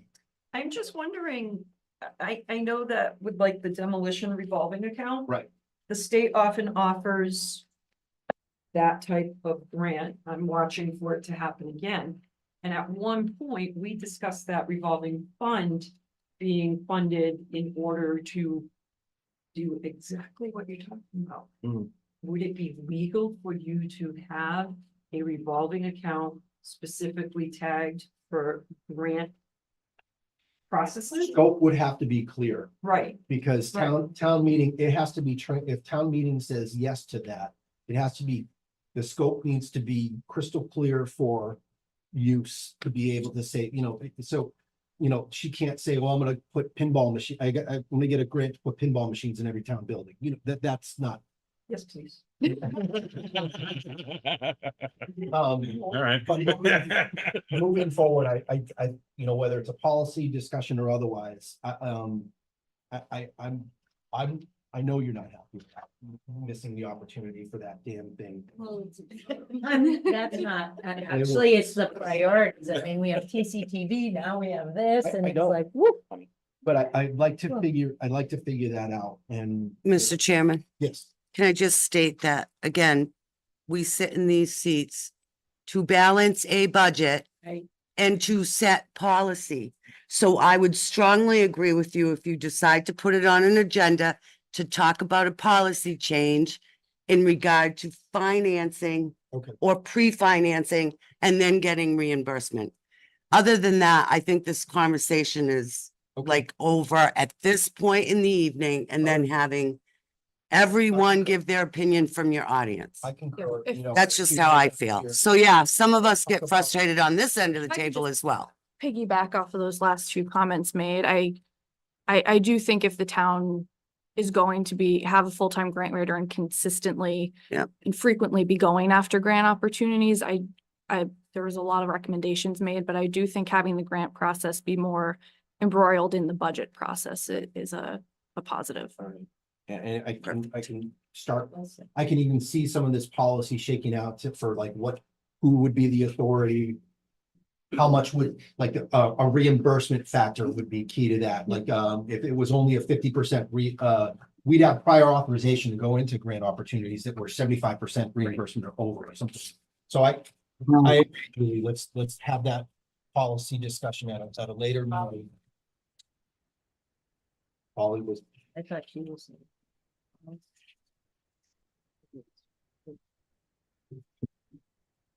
Well, let's move on. I think If I that could would, just end on one note while we're talking about reimbursement. is it a positive note? Yes, well, we're talking about reimbursement. I want to use this particular situation as a teaching process or teaching moment. The Main Street Bridge is going to be a grant that I have my eyes on for that one. That will be a reimbursement grant, and almost every grant that project would be eligible for are reimbursement grants. So I want to use it as it's really important that the debt exclusion passes. Just There you go. Nice I know. plug. Thank you. Nice plug. That was good. That was really sweet. That segued nice. That was a good discussion. I appreciate that. All right, we do have an executive session that we need to accomplish, but before that, we do have board member comments, and Julie has to go first this evening. And actually, I was able to give out a couple of my comments earlier throughout the evening. So I just have one quick, congratulations to the Narragansett cheerleaders and their coaches for winning nationals recently. That was quite an accomplishment, and you should all be shining with pride. So once again, congratulations to the Narragansett cheerleaders. Absolutely.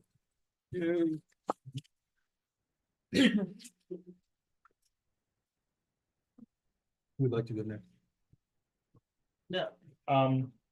Just a couple of quick things tonight. Obviously, this is our last board meeting prior to the town meeting and the town election. Please, make time to attend these things, because at the end of the day, it's not the 5 people up here who make the decisions on the path of the town. It's the people at town meeting that make the decisions on the path of the town. May 15th, 6 or 6:30? 6. I think it's 6. Yep, 6. May 15th, 6 o'clock, Narragansett Regional Middle School Auditorium is the town meeting, and then the following Monday is the town election, and that's in the Narragansett Regional High School Gymnasium. So please, history is written by the people that show up. Please make the time to attend town meeting, to vote on what has been or what will be presented to you. And please make the time to go to the town election and vote for the people that will, moving forward, continue to make the recommendations for you for these things. Very important. This town meeting form of government we have is the purest form of democracy that you can get. One person, one vote. So please, yes, exercise your right to do so. Thank you, Mr. Chair. Thank you. Well said, Matt. Carrier Tim? I'm gonna hold on. One real quick one. I mentioned this the last meeting when Rich gave us the TEMA report for his quarterly. Templeton is in the process of being recognized and certified as a storm-safe community. And part of what they're going through is putting on a training. It is free. It is open to the public.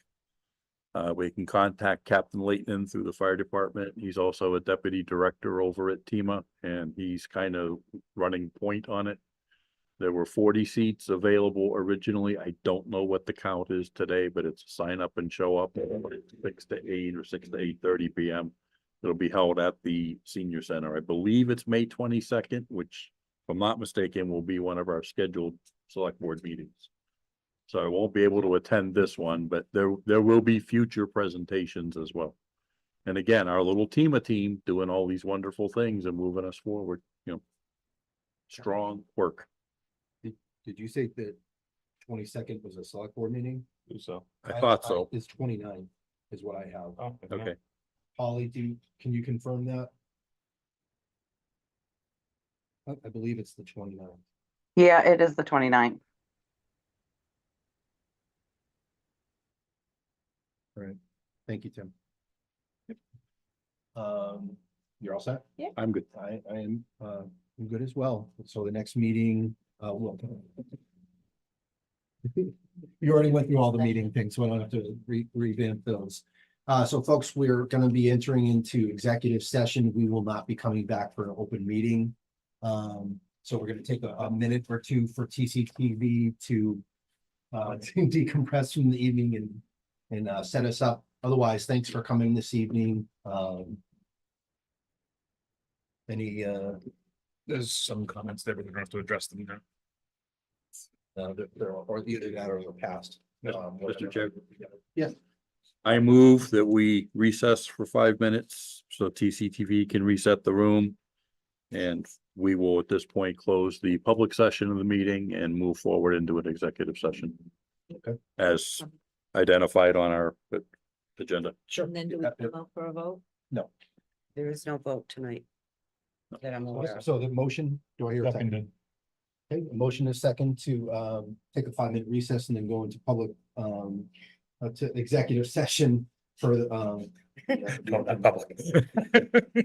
any comment or questions? Hearing none on that motion, how do you vote, Tim? Yes. Terry? Yes. Matt? Yes. Julie? Yes. I'm a yes as well. We are now in recess.